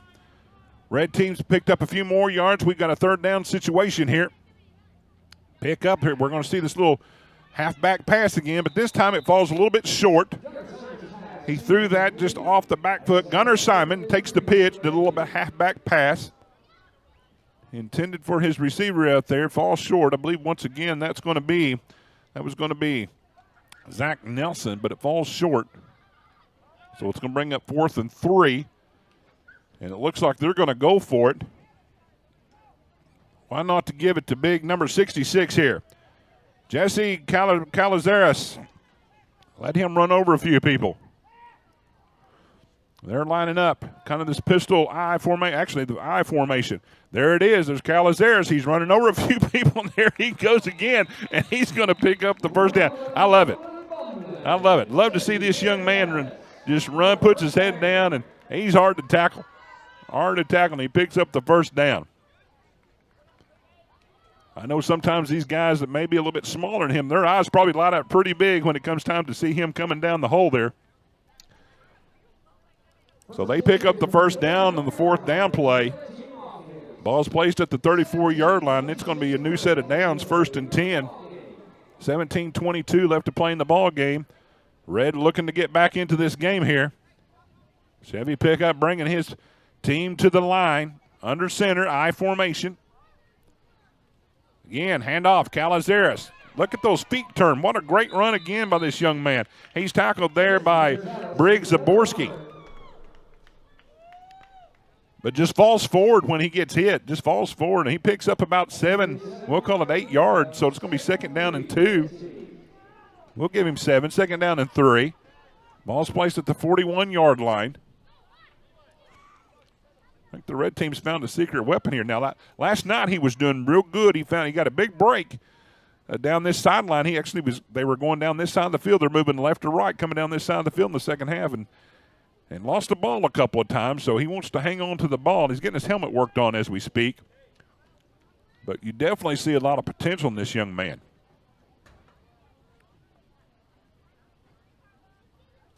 Big, but he's agile. He's got some quickness about him in his feet. Lined up in that I formation again. This time, pickup keeps it around left side, little counter. And he's going to be drugged down. Looks like right there, Brick Zaborski on the stop, but he's going to pick up enough for a first down. Again, he faked the handoff, countered out to the left side. Great pickup. Again, we're saying his name right. It is Chevy Pickup. He picked that up, trucking over a few people. We're having fun with that name. 15:38 left to play. 1st and 10. Great opening drive here by the red team. Again, moving left to right on your television screen in this half. 5th and 6th graders, last game of the night. Putting it all together. There's that little razzle-dazzle again. And I don't think this is going to work either. They've tried this a couple times. It's not worked out very good. He's brought down in the backfield, looked like by Xander Brady. If I got the name right, I'll correct that it was not Brady, it's Cotton Carver. Cotton Carver in the backfield. But again, they tried to do, I think Springdale used to run that. They called it Woody, if I'm not mistaken. Gus Malzahn run that a lot. Saw that once when Arkansas played against, was it Auburn? I think they played against Auburn and they ran that. So I know he runs it. He's run that at Auburn, I think, a couple times. So that time it did not work. They run it a couple times, did not pay off for them. They've lost yardage. So now they're behind the sticks, and it's going to be 2nd and 13. This time it's going to be a handoff, and this is going to be Jason Barrera. He gets brought down in the backfield. That looks like Levi Lockwood in the backfield again. Big Levi Lockwood bringing him down. Loss of yardage again. You know, these coaches, we talk about the coaches. These coaches do a good job. And, sometimes when things are working, we try to say, okay, we're going to do something a little more fancy. And those things don't work, and it puts them behind the sticks a little bit. So we saw there that, Calazares, he was just running over people. Just give him the ball. Let him continue to run. Chevy Pickup made up a few men miss. Now they're backed up. We'll see what they do. They're going to hand off Calazares. There he goes around left side. And he's brought down. Now there again we saw the low tackle. That's what they have to do. And he was brought down there by Peyton Taylor. But it was a good pickup by Calazares, almost about 10 yards on the play. But it's going to be 4th down. We'll see what they do here inside the 50-yard line. As we go through this, let's go over the red team real quick. I know we got a chance to visit with them, or actually call them out before the game. Jared Parks, the PA announcer, announced their names, but let's go over it. Number 7, J.J. Annie. Number 9, Kaylin Smith. Number 10, Chevy Pickup. 16, Gunnar Simon. 22, Jackson Johnson. 28, Damian Gutierrez. 33, Jason Barrera. 35, Bentley Martinez. Number 44, Zach Nelson. And we'll pick up the rest here after this 4th down play. Again, here comes Gutierrez. Oh, and he rumbles, and so Carrizales, I should say. He's going to be short.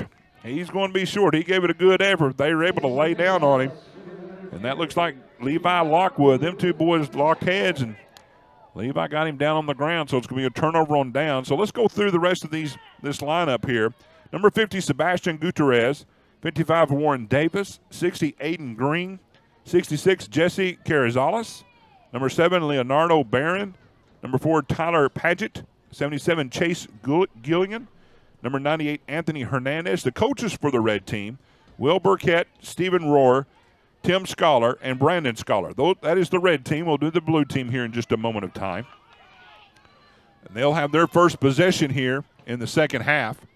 Great response there by the red team to start. Now We're going to start off. Zaborski comes around right side, coming down the field. Gets pushed out of bounds. We're going to see where they mark him out, where he stepped out at.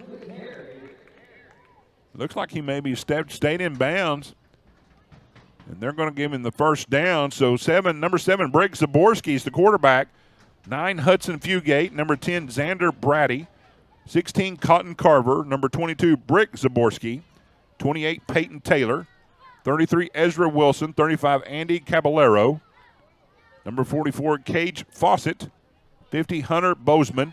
55, Whitten Spencer. Number 60, Hayes Kella. 80, Dylan Davis. Number 98, Levi Lockwood. Coaches for the blue team, Kevin Fawcett, Gary Taylor, and Luke Davis. There's your lineups. So he did pick up, he stayed in bounds all the way up to about the 43-yard line, where it'll be 1st and 10 for the blue team. Their first possession of the second half. Again, the red team took the ball, had a pretty good drive. They were able to stop them on 4th down.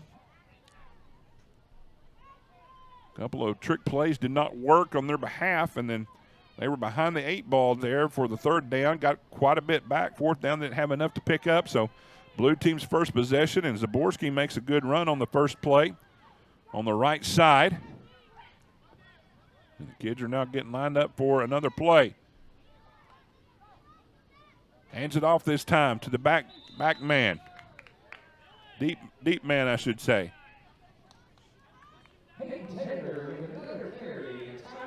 Peyton Taylor, he's the one that had the 77-yard touchdown earlier. Picks up about 2. 2nd down and 8.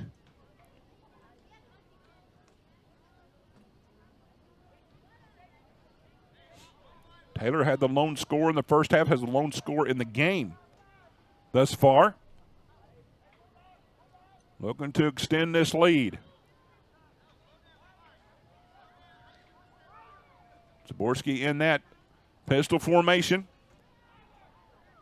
Taylor lined up behind him. Man in motion. Looks like they're going to do the jet sweep. He starts in the middle, cuts back, and he's weaving in and out, and he's going to be brought down. And that's going to be Hayes Kella. Hayes Kella on the blue team on the reverse.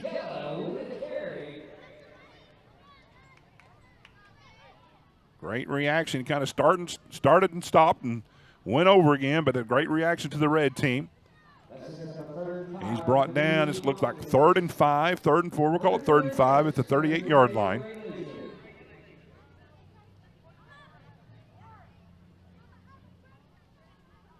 Similar to what we saw last night between the red team and the white team. It was a low-scoring game.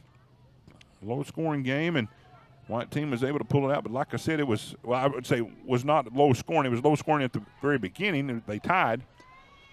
And then they went on a big run, the white team did. But here we've got a kind of a defensive battle going on. Zaborski in the pistol.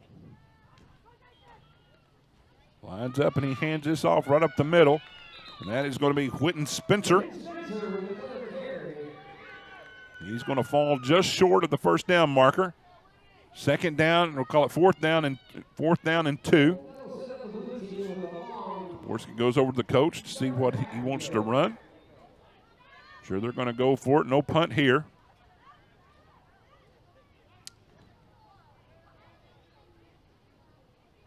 Pretty good ball games tonight between everybody. Definitely see improvement from game 1 to game 2.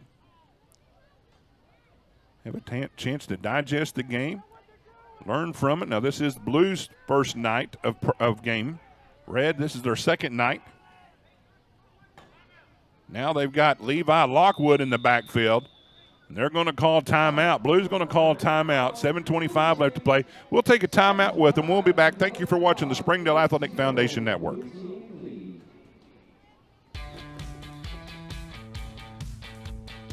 Goodbye, guessing. Hello, confidence. So long, stress. Hello, security. Farewell, running to the bank. Hello, banking from anywhere. Get a quick view of your balance, lock lost debit cards, and quickly deposit checks anywhere, anytime with the highly rated Arvest Go mobile app from Arvest Bank. Goodbye limits, hello possibilities.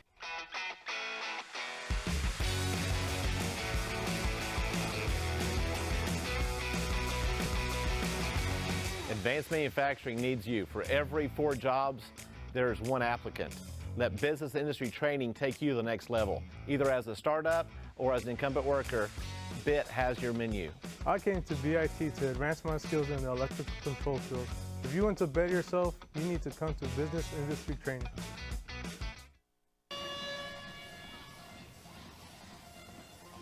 We are back at Gerald Williams Bulldog Stadium on the campus of Springdale High School for the final game of the second day of the Kiwanis football day. This is the second half of the 5th and 6th graders. Blue team had just called timeout.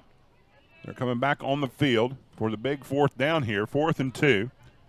Ball's going to be placed at the 35-yard line. They got their instructions here.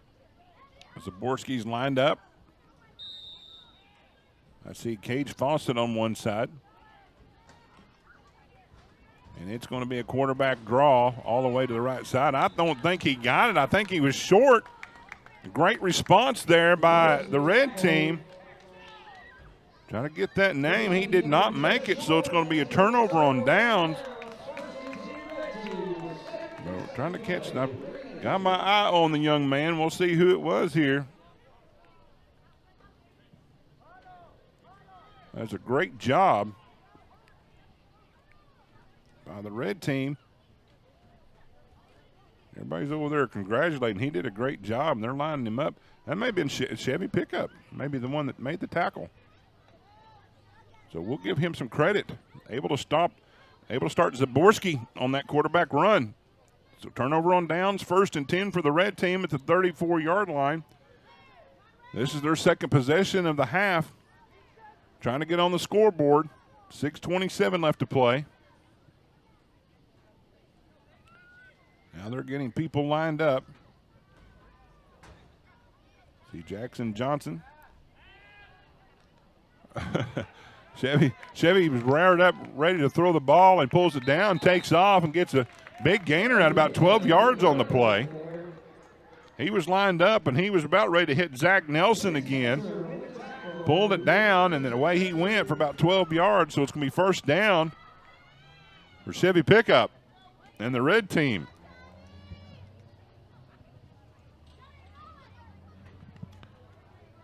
That's a great read. Looked downfield. Nelson looked like he was covered, so he just pulled the ball down the way he went, right up the middle. Great job by Chevy Pickup. Now he's going under center, 1st and 10. He's going to take it around left side, does that little counter step again. And he picks up about 5 yards.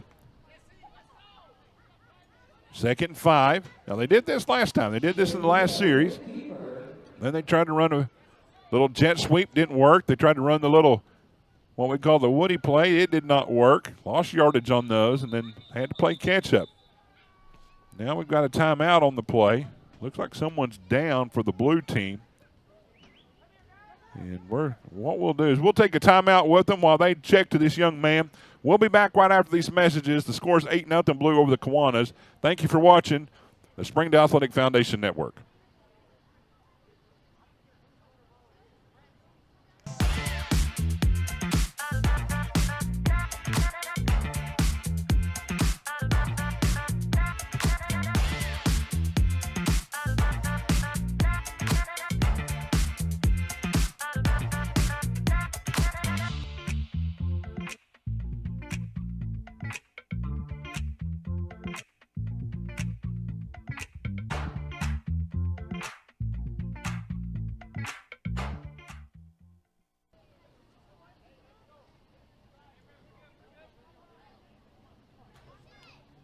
Doesn't take long for these kids to get back up, shake it off. We're getting ready for another down and distance here, 2nd down for the red team. That was a timeout on the field due to the injury, so no timeout was given to the teams. I think they both still have one apiece. In this final 5 minutes and 7 seconds left of the ball game.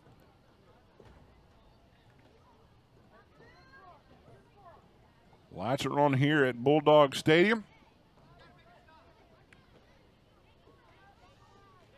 Nice little crowd on a Friday night. Get used to this on a Friday night. Football season is coming up quick. Pickup under center. He's going to hand it off in the backfield to the tailback. And he's brought down maybe a pickup of a couple of yards. Not much there up the middle. That was Gunnar Simon on the pickup.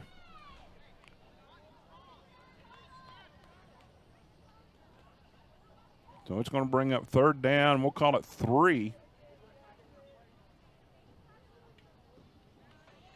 I don't see Calazeras out there. I don't know where he may be. Their pickup does that little counter step on the left side. He's got the first down, makes a man miss. He's up and down the field. Away he goes. He's going to be tracked down to about the 20-yard line. So that's a 26-yard pickup by Chevy Pickup. Down to the 20-yard line. Great run there. Again, he does a little counter step. Turns around left side, and he's got a little bit of room. Now I see big old Calazeras. He's walking back in. I think he's ready to take the football and do some damage here. If you got someone you like to see, this is the guy that I like to see.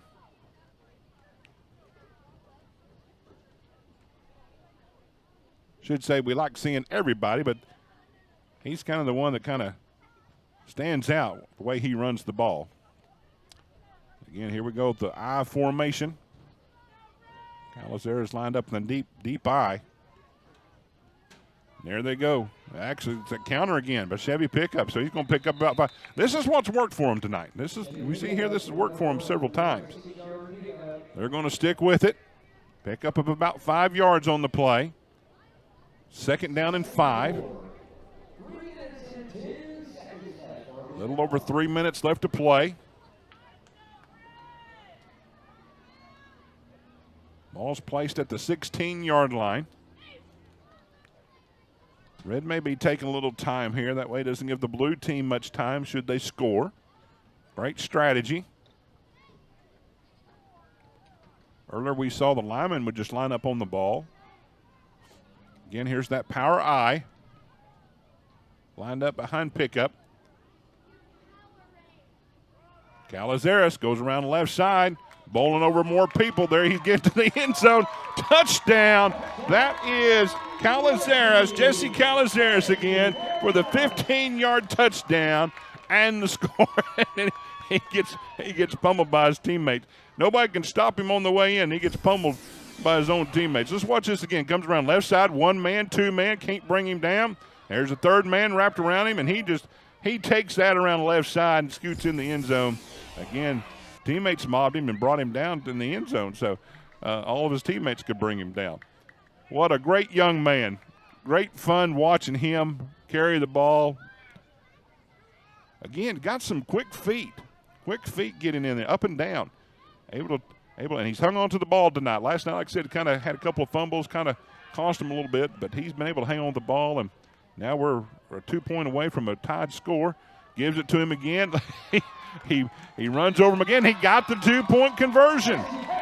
Jesse Calazeras gets hit in the back, actually right along the line of scrimmage there. Watch this again.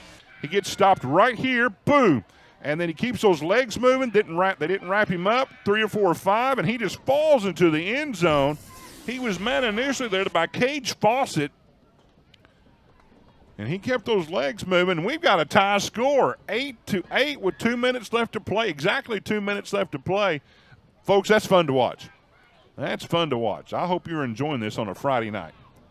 You can be watching a lot of things. You can be doing a lot of things. So if you're tuning in on the Springdale Athletic Foundation, I'm glad you're watching that. That was fun. Now we've got 2 minutes. We'll see what the blue team can do in this last 2 minutes here.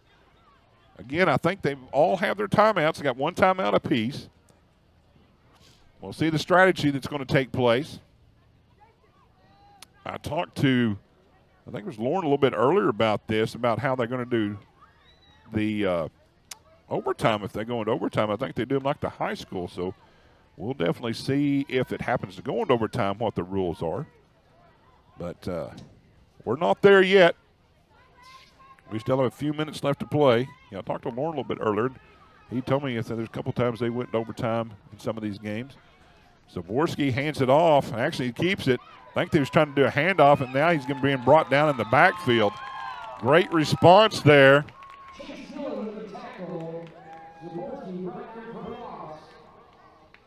Brings him down in the backfield. Big stop there by the red team. That was Chase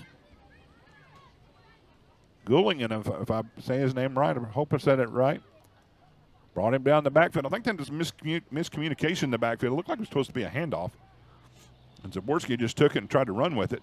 Got caught in the backfield, so it's a loss of 5 yards. Second down, we'll call it 6 yards. Six down and 16. Minute 15, minute 14 left to play. Blue team may now not be in his hurry. If they do the high school rules, I think they get 4 shots at it at the 10-yard line. Each team does. Zaborski's going to throw it. This is the first time I've seen him throw it. Overshoots everybody. Nobody there in the area. Pretty good little arm for him. 54 seconds.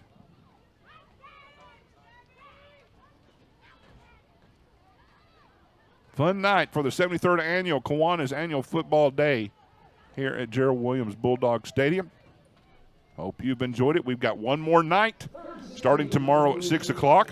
We want you to join us. If you can't be here in person, be with us on the Springdale Athletic Foundation Network. And we'll do this again. Starts tomorrow at 6 o'clock. It'll be blue for grades 1 and 2 against the red team. The blue team and the red team play tomorrow. Blue played tonight, and they won 16-6. They will play the red team, who won the first night. So that'll start at 6 o'clock tomorrow. Now look at this. We've got a little trip action down here. And they're just going to do a little jet sweep. Coming around right side. He can't go anywhere. In fact, he's going to lose some yards. Great read there by the defense again. Now we've got a timeout by the red team. So it's third. It actually is going to be 4th down now. So a decision that the blue team's going to have to make. Will they punt? I probably think they're going to punt. And so that's going to give the red team an option here.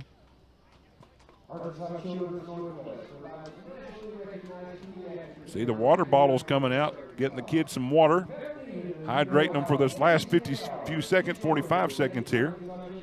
Got a lot of sponsors here for not only the Kiwanis game, but also our sponsors here for the Springdale Athletic Foundation. Become a sponsor. Help out putting this program on the air. We've got football season all year long. Help with that. Continue to help with the Kiwanis. We had Glenn Plumley up here a while ago and talked about that. And got some great programs in the schools that they participate in, help support. And he said that you can go online, fill out an application. You can go to some of their meetings. I think I went one year as a junior. Can't remember what I was, but I got to go speak out. It may have been the Rotary Club, so I do apologize for the Kiwanis.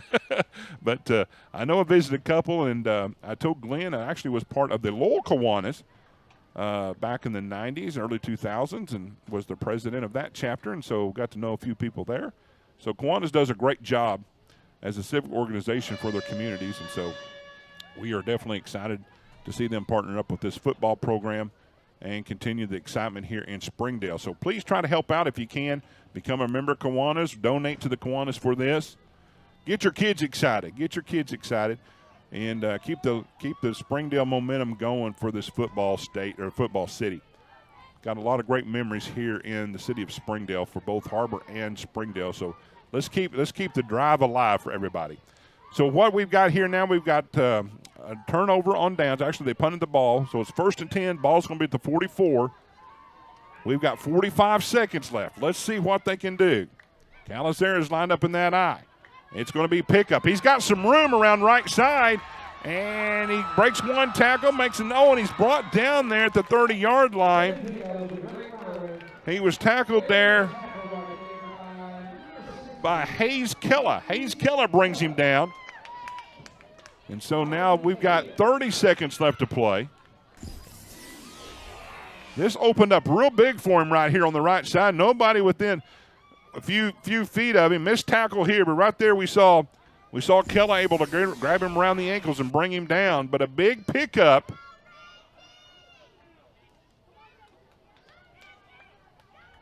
Now I believe we've got a hold. I think I did see a hold on the replay when we saw the replay.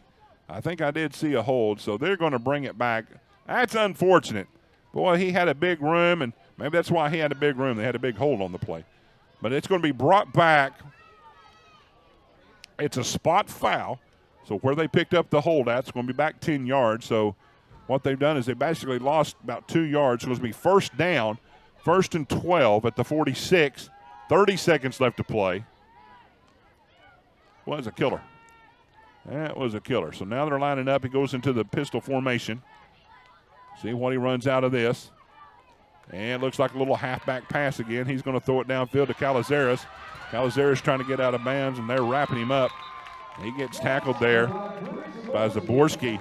He stays in bounds. 16, 15, 14 seconds. I don't think they're going to get another play off. So we're going to see how the overtime rules work here. If it's in high school, in fact, the coaches tell them to come on off the field. 4, 3, 2. Now he spiked the ball. They're going to give him another play. They're going to give him one more play. Either a second or 2 seconds left to play. He got up and spiked the ball. It looked like the coaches were motioning him to come off the field for overtime. Pickup got underneath the center and just spiked the ball. So they're going to give him 2 seconds. 2 seconds left to play.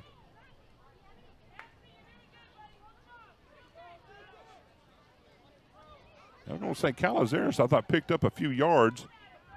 There's our Kiwanis cheerleaders doing a great job, giving the fans something to cheer about, getting them excited in this 9:30 hour, 9 o'clock hour. Again, we finished last night about 11 o'clock due to the weather delays. Glad we got this no weather delays tonight. Wind's kind of blowing to the east, west to the east. Here we are on the shotgun. He's just going to rear back and throw it. Here's pickup. He's got a little bit of room on the right side. Now he cuts back in. He's going to be stopped. And that's going to end it for regulation. So we're going to go to overtime. Levi Lockwood brings him down. He's going to take a chunk. He decided to take off. Didn't have much room there on that side. So we're going to go to overtime. Again, I think they start at the 10-yard line. We'll watch this, see how they play this out. I think they start at the 10-yard line. Each team will get 4 shots at the end zone. At the end of 4 plays, if no score, they'll do it at the other end, I think. So we'll see how they do this. Again, I think it's high school rules.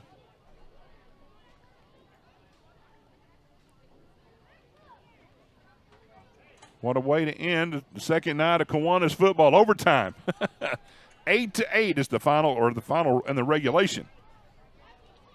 And we've got extra football going to take place. Just what you wanted here on a Friday night.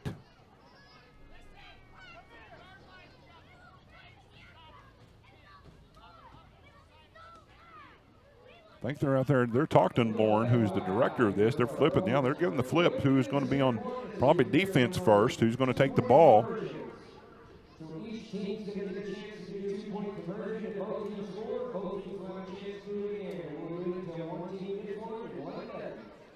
Jared Park was making the announcement. It sounds like they're going to get a 2-point conversion try and see how this goes. I thought Lauren had told me earlier they were going to do high school rules at the 10-yard line. But it looks like they're going to do 2-point conversions until someone wins and someone gets stopped. Someone scores and someone gets stopped. So they flip the coin.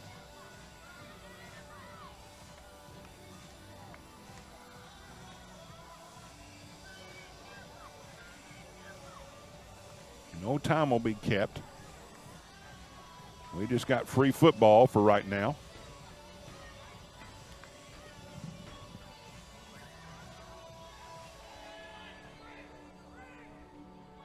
All right, we just got verified. Jared Park come down and told us 2-point conversion is what they will be doing until someone scores and someone gets stopped.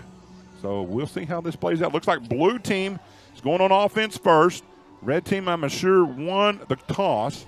Defense usually likes to dictate what's going to happen in overtime rules. They can get a stop here. They know they can make it. They can have a better chance of scoring and winning the ball game without going into extra overtimes. So it's going to be placed at the 3-yard line. This is where they set up for the extra points. This is where the 2-point conversion comes into play.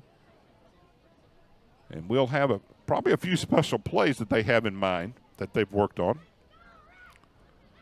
But it'll be 2-point conversion tries until one team wins. We can call it a night.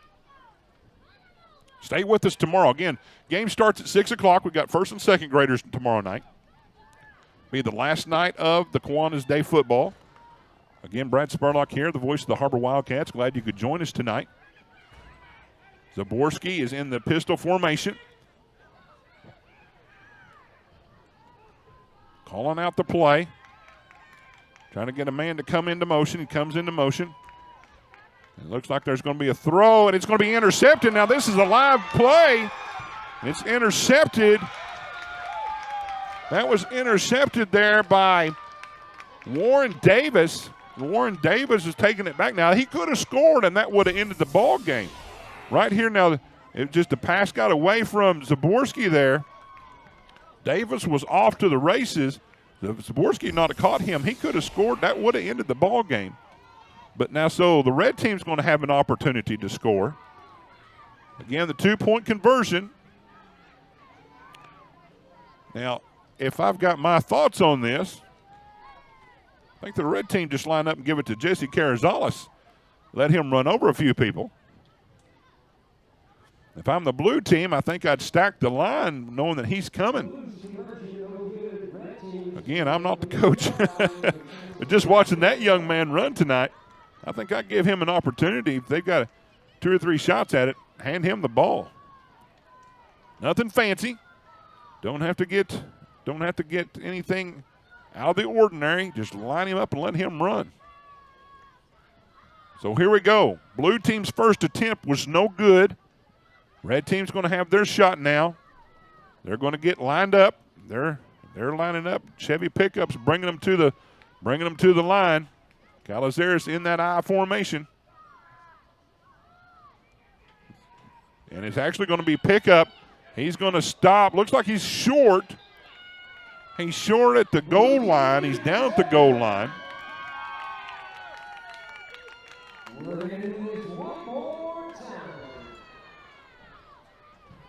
So they stopped him short. So the way this works, my understanding now is that if he does not get in,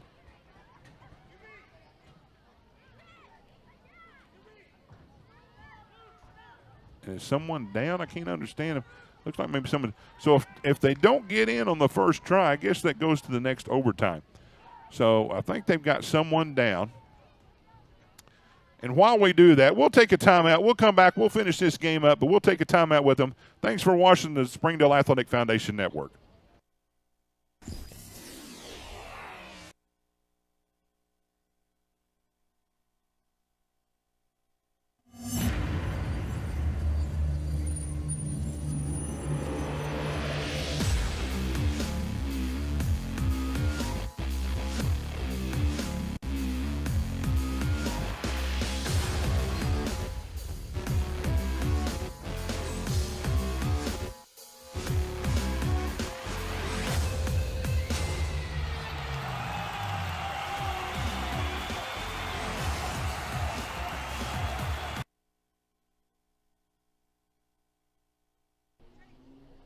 We are back here at Jerry Williams Bulldog Stadium. That was Chevy Pickup, the quarterback. And they're working with him on the sideline. Don't know if he twisted an ankle or knee, but they look like they're working toward the lower extremities of his body. But he took the quarterback keep right up the middle. Looked like he was just about a few inches short of the goal line.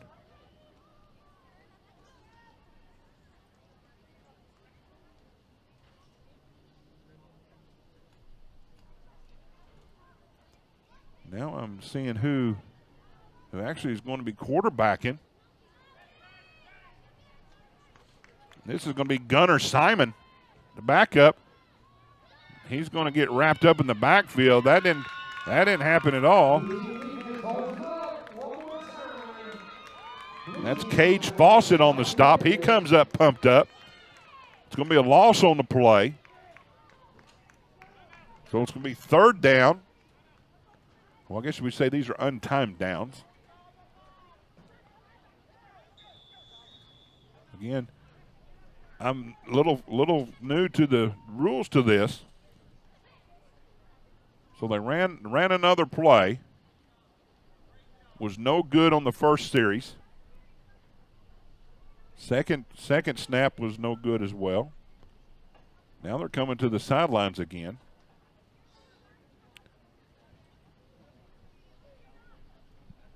Score remains 8-all.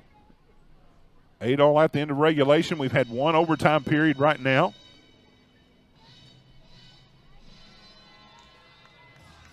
Again, speaking earlier, we thought it was 4 downs from the 10, but they're doing 2-point conversions, was what we were told.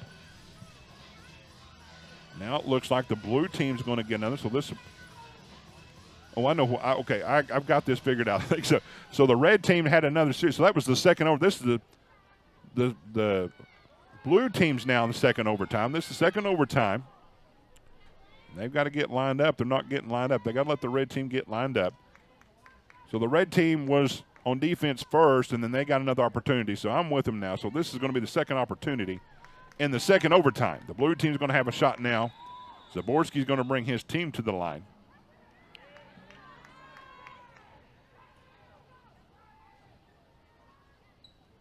It's going to be a big handoff now. They're trying the big man. He's going up the middle. He pulls over a few people. That's Levi Lockwood. He put it in for that 2-point conversion. That's Carrizales, and that's going to be the ball game. That's going to be the ball game. Big Levi Lockwood. Oh, man, he just took him on head on and right into the end zone he went. That was J.J. Anai tried to stop him, and that's going to be it. That's going to be the final score. It's going to be the blue team 10, red team 8. Great ball game tonight. Great ball game.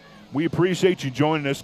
Stay with us tomorrow. We've got 3 more games to finish up the 73rd annual Kiwanis Day football. We appreciate you watching the Springdale Athletic Foundation. Everybody have a good night.